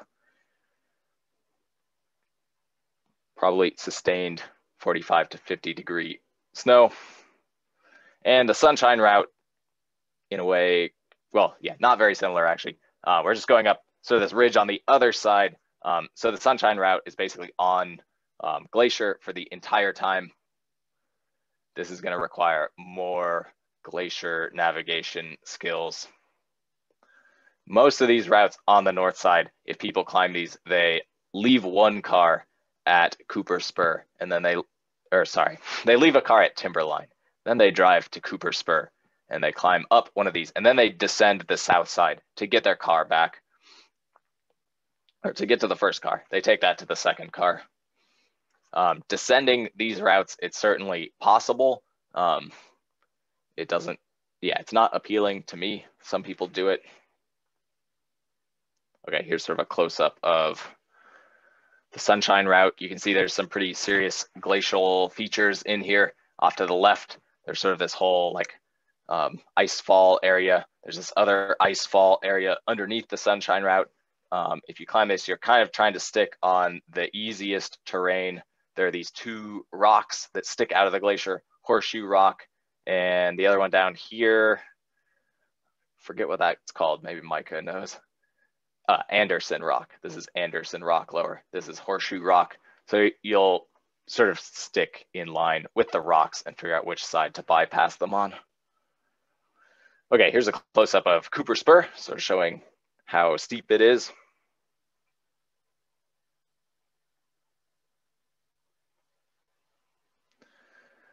And we'll talk really quickly about the North Face gullies as well. So I think this is kind of, I don't know, lots of people think this is like the most desirable technical climb on the mountain. The two gullies are these lines here, the left gully and the right gully. So to climb these, generally the same. People will leave their car at Cloud Cap and walk up the glacier. Yeah, I keep saying that. People will leave a car at Timberline and drive their second car to Cloud Cap, and then they'll descend the south side. So these routes, they're both going to have sort of two mandatory pitches of ice climbing. There's always this Bergschrund, which can be very difficult, and then there's sort of a lower pitch of ice climbing on this cliff band and an upper pitch of ice climbing on the upper cliff band, and then pretty steep snow in between, maybe 50 degrees.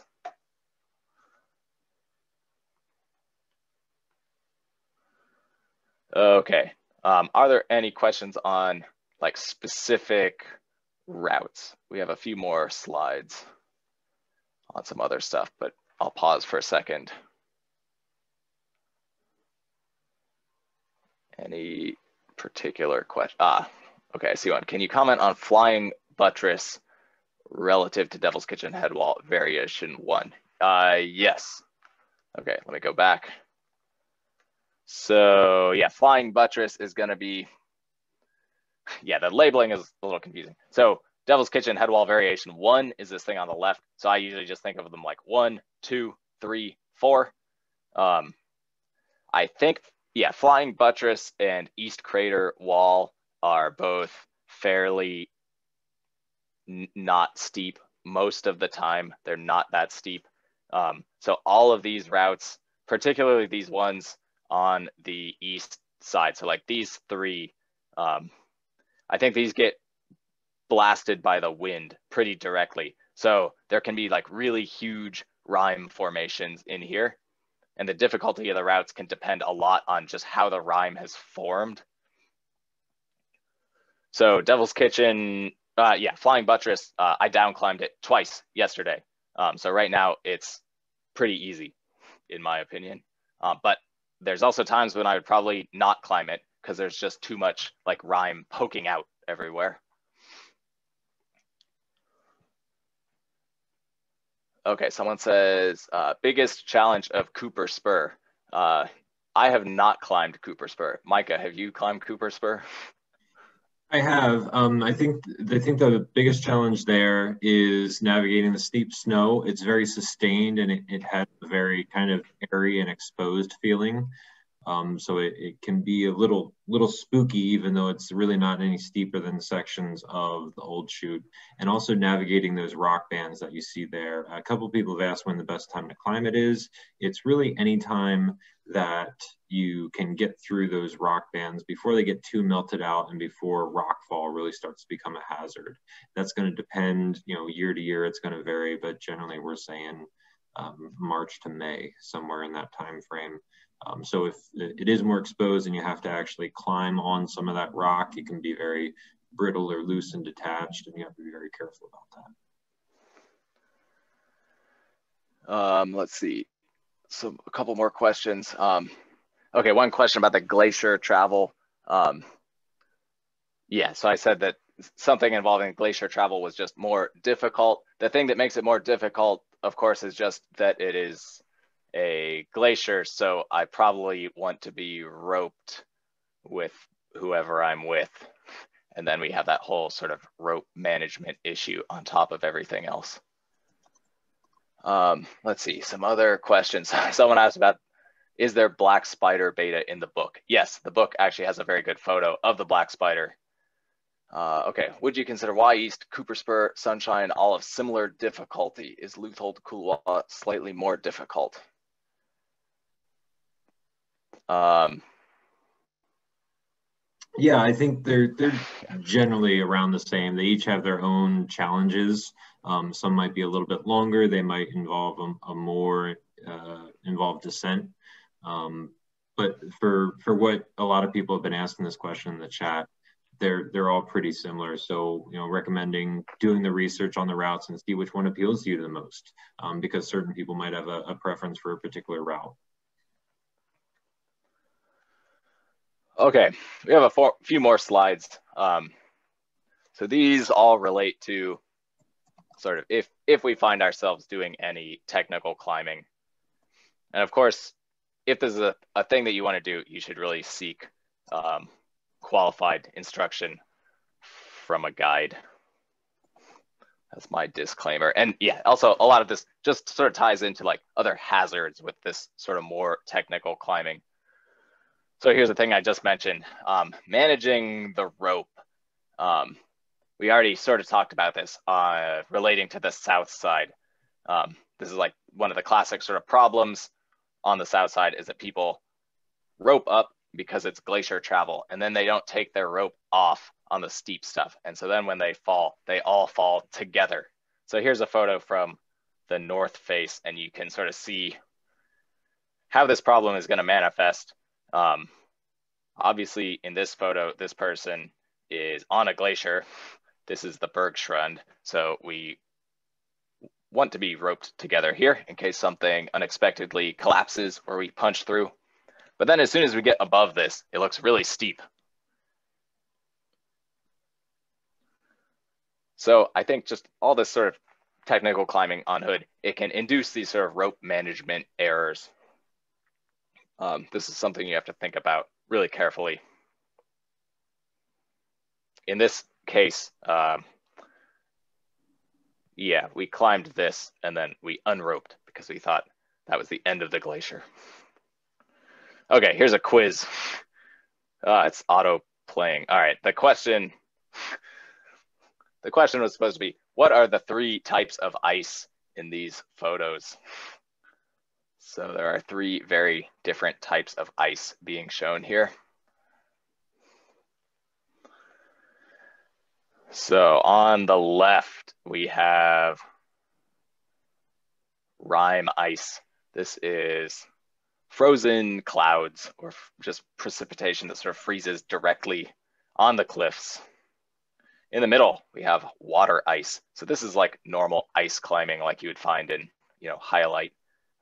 These are waterfalls that might freeze, or just like some little bit of water that seeps out of the cliff and freezes, or even if there's a patch of snow and it melts and it trickles down and freezes, that could create something like this. So you have rime ice, water ice, and of course this photo on the right is in a glacier, which I just said it was very old snow, like hundreds of years old maybe. Okay, so yeah, one big challenge of technical climbing on Mount Hood is that the rime ice is kind of everywhere and you can't really trust it. You should not usually put your ice screws in here if this is a thing that you do. This photo shows kind of normal ice climbing. We don't really, I don't have a strong opinion of any sort on this glacial ice because it's usually buried in the winter. So you kind of have to look for this kind of stuff. So the big takeaway message here is just the rime ice is not protectable in the traditional sense. And so this probably seems pretty obvious. Hopefully this seems pretty obvious. But then we get situations like this. So this is a photo from Devil's Kitchen Variation 1. And in this photo, it's really not clear to me what we're climbing on.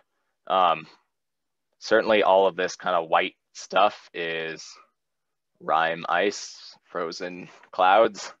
But then there is this kind of clear ice underneath that is maybe better ice. It's hard to say. So basically the take home lesson from this is that if you try to do any technical climbing on Mount Hood, the protection is really unreliable. because there's just this low quality ice kind of everywhere. And this can turn something that should be pretty easy into something that's actually really scary. And I think this is one of the many reasons we shouldn't really like push our climbing grade on alpine routes. So yeah, I think this is an important thing. I'll just say now, you know, if you buy the guidebook and you look at the guidebook, it's going to have all these routes, and basically they're all going to say the grade is Alpine Ice 3.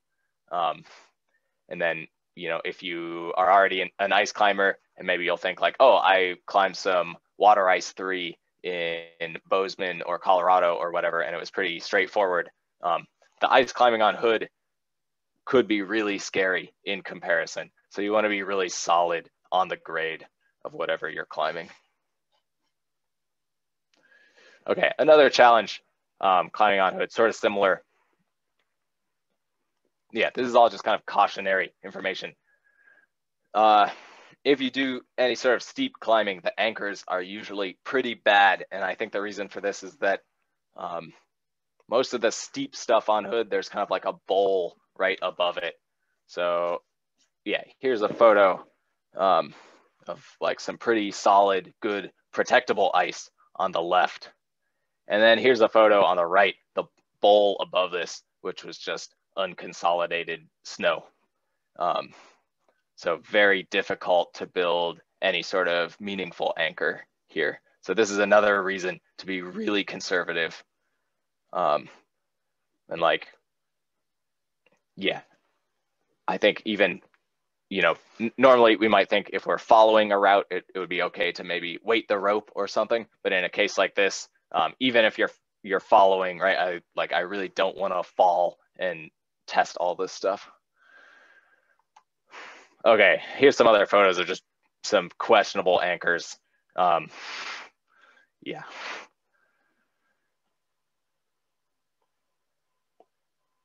Okay.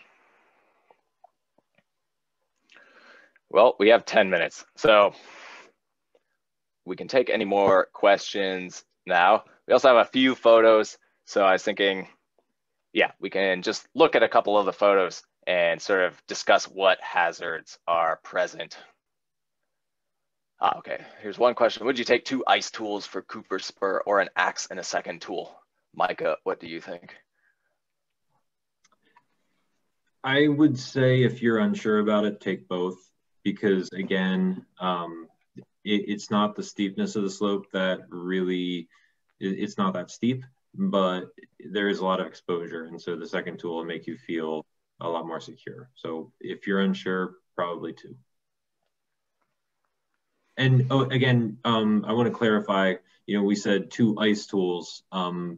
You're going to be better having a longer shafted axe, something that you can plunge down into the snow and get a secure grip on. You don't necessarily need technical tools because it's not technical climbing, it's just steep snow. So an axe and a tool is great. Yeah, axe and a tool. Or if you have like a hybrid tool, like a SwimTech or something like that, those are fantastic.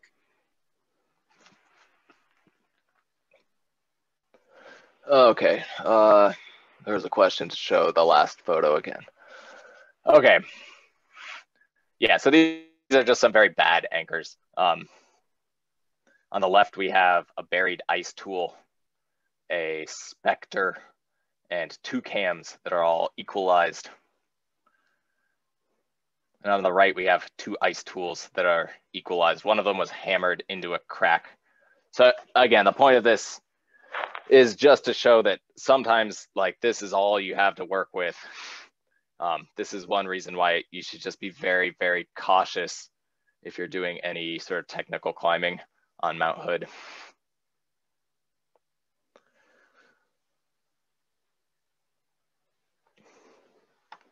Okay, let's look at a few photos for the remaining 10 minutes.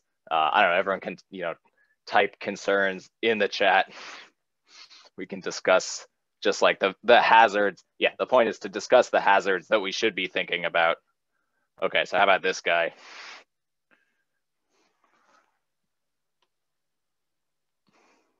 We'll see if anyone wants to volunteer anything, and then I'll say what I think.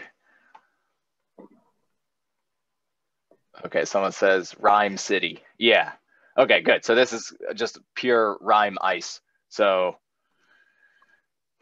obviously this is going to be difficult to protect. Probably your ice screws are not going to do anything here. Okay, yeah, good questions in the chat.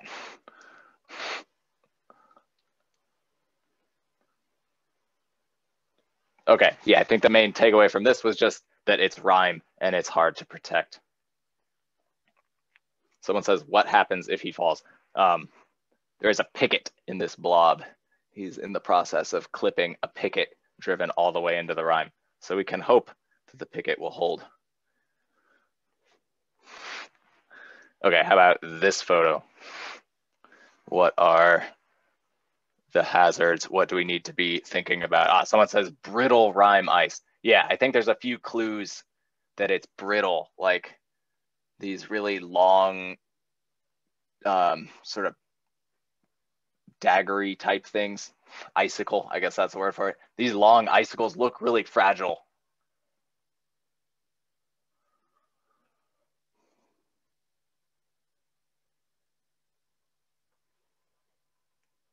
Okay, so yeah, my concern in this photo is the fragile rime ice. Also, this is kind of a gully, so anything that falls off is probably gonna, yeah, it might get funneled towards the climbers.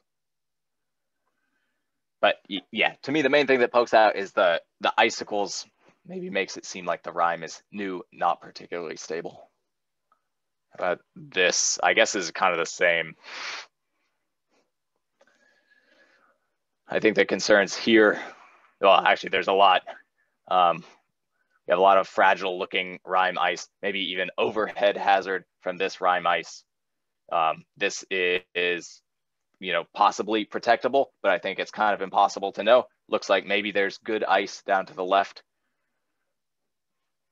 Maybe not. There's exposed rock, so you have to be concerned about rock fall. The sun is hitting this thing up here, which means probably it's going to start shedding rime as well. So yeah, I think a lot of concerning things in this photo.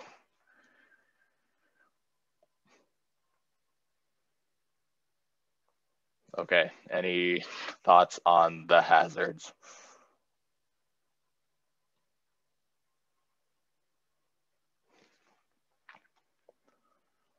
To me, there's sort of three big things to be concerned about with what's going on here.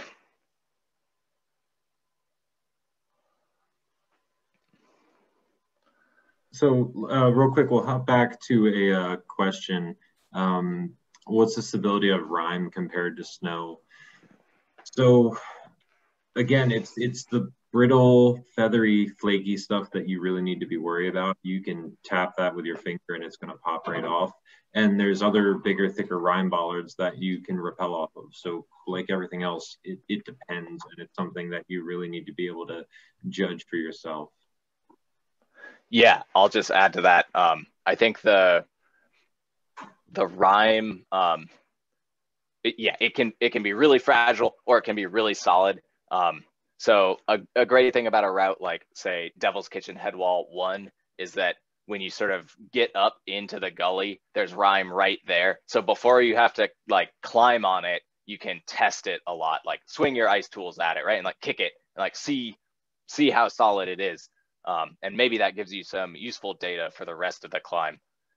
Sometimes I've gone up there. The last time I tried to go up there, I sort of tapped it with my ice tool and I broke off a huge chunk, like a microwave sized chunk, just with a very light tap. And so I thought, okay, obviously this doesn't even hold my body weight. I probably shouldn't go up there. Okay, yeah, a bunch of people here are saying hazards. There's so much exposed rock, and also the sun is shining directly on the rock. So yeah, rock fall must be like a huge thing on your mind in this situation. Also, I think this ice looks pretty thin. Yes, someone guessed the route. This is the Frick Amos route. Okay, how about hazards here?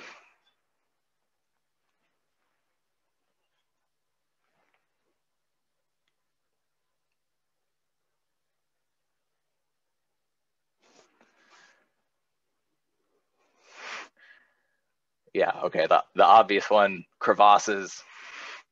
There's a lot of them.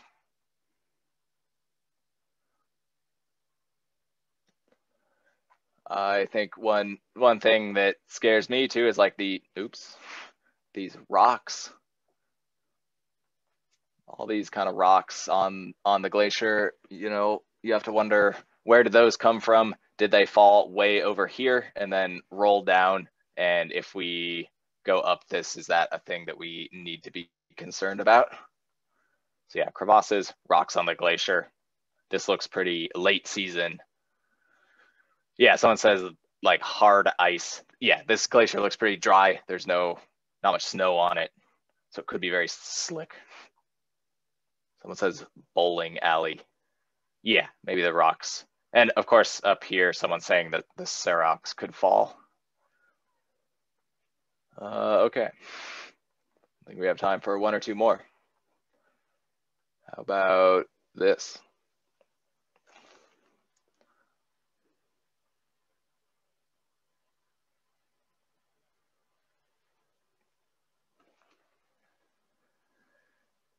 So I'll chime in. I mean, the one thing I noticed is, you know, you can see the sun hitting the upper parts of the slope there. So yeah, we've talked about funnels a lot in this, but particularly here because now you might be down, you know, you're cold, you're in the shade where you're at, but there's a lot of stuff above you already in the sun and maybe it's been warming for an hour or more.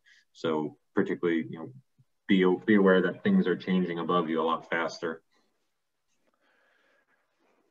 Yeah, I think, I guess giving this presentation, it sounds like I'm just afraid of everything, which is probably true. But yeah, this scares me, just the sun shining on this piece of rime, because to go up this, yeah, we have to go up this kind of gully here. So obviously we're in a funnel. A bunch of people said funnel in the chat. Yeah, I think we're recognizing the key things. Also here, you know, okay, that looks a little weird. Maybe that's like very thin water ice on top of some rocks, I believe. Yeah, okay, someone just said the floor looks very thin. Someone is saying stay right. Yeah, I don't recall what, I feel like there's kind of a little ridge here. I'm not exactly sure. This is from somewhere on the reed head wall. All right, how about one more?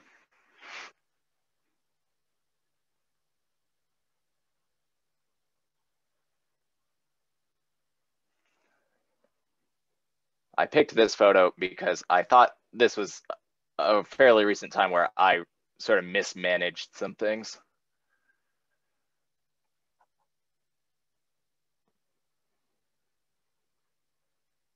Someone says no pro, don't fall. So there is an ice screw there in the glacial ice.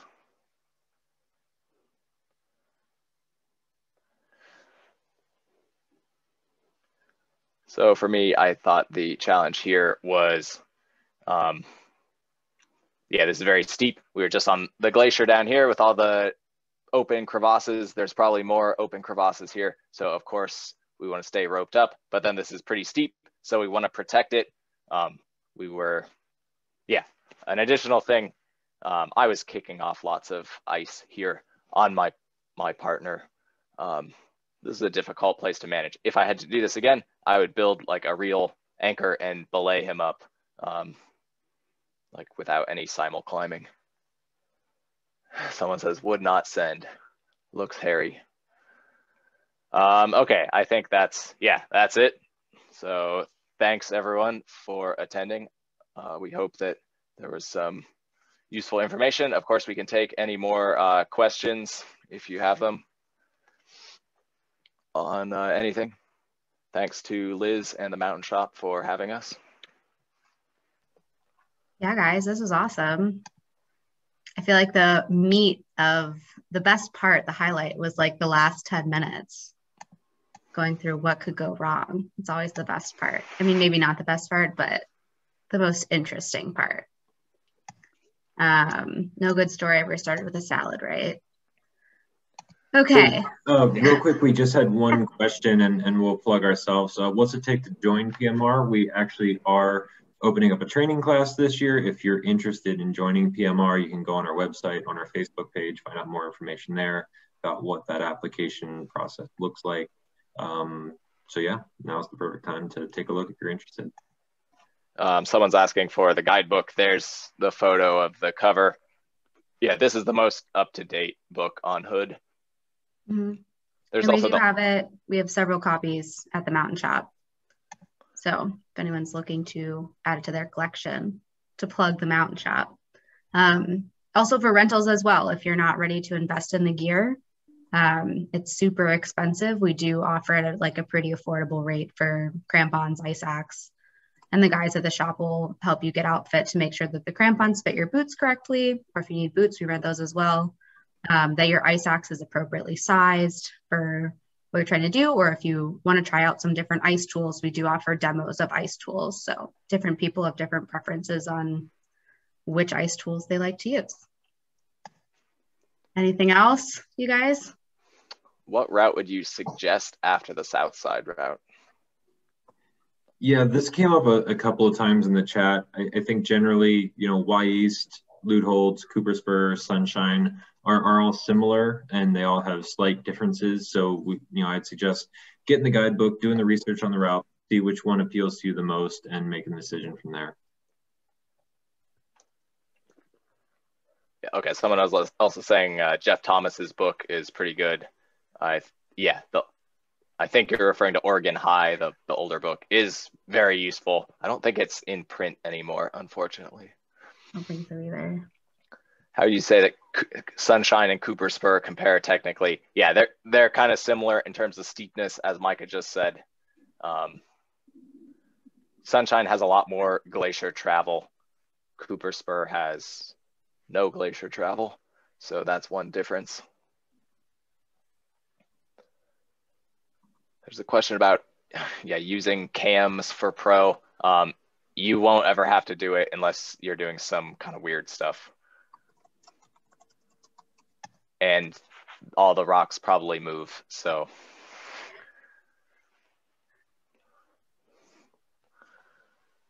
If anyone has follow-up, good way for people to get in contact with you guys. Sorry, what was that? If any people have follow-up questions or they think of things later, is there a good way for them to get in contact with you guys? Yeah. Instagram? Just send you a message on Instagram? I'll put my email in the chat. Okay, you can send me. I can also send. I'm gonna send a follow-up email to everyone, so I can include. I can just CC you guys on the email. And I know for myself and Matt, we're both somewhat active on Facebook, so you can probably get us a message on there too. Perfect. Cool. Any final words? Anything last? Anything else? Just we've had a bunch of questions on this. Yes, this is being recorded. It will be available on the Mountain Shop's YouTube and PMR's YouTube as well. So check it out there. Yes. I will send a follow-up email once it is uploaded so that you guys all have the link to it.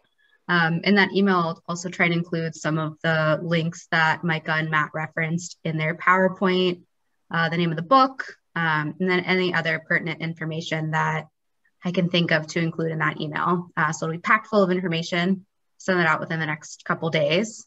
And yeah, thank you guys both so much for taking an evening to go in depth about a plethora of climbing routes on Mount Hood, as well as some of the hazards to be aware of. Those are things that people don't necessarily think of when they're going to try something new. And so just keeping an eye out and being aware is a great step in the right direction. And thanks for everyone in the audience for joining us and for being active participants. This was super great. Hopefully this webinar inspires you to go learn more and expand your mountaineering knowledge and tackle some of these less traveled routes.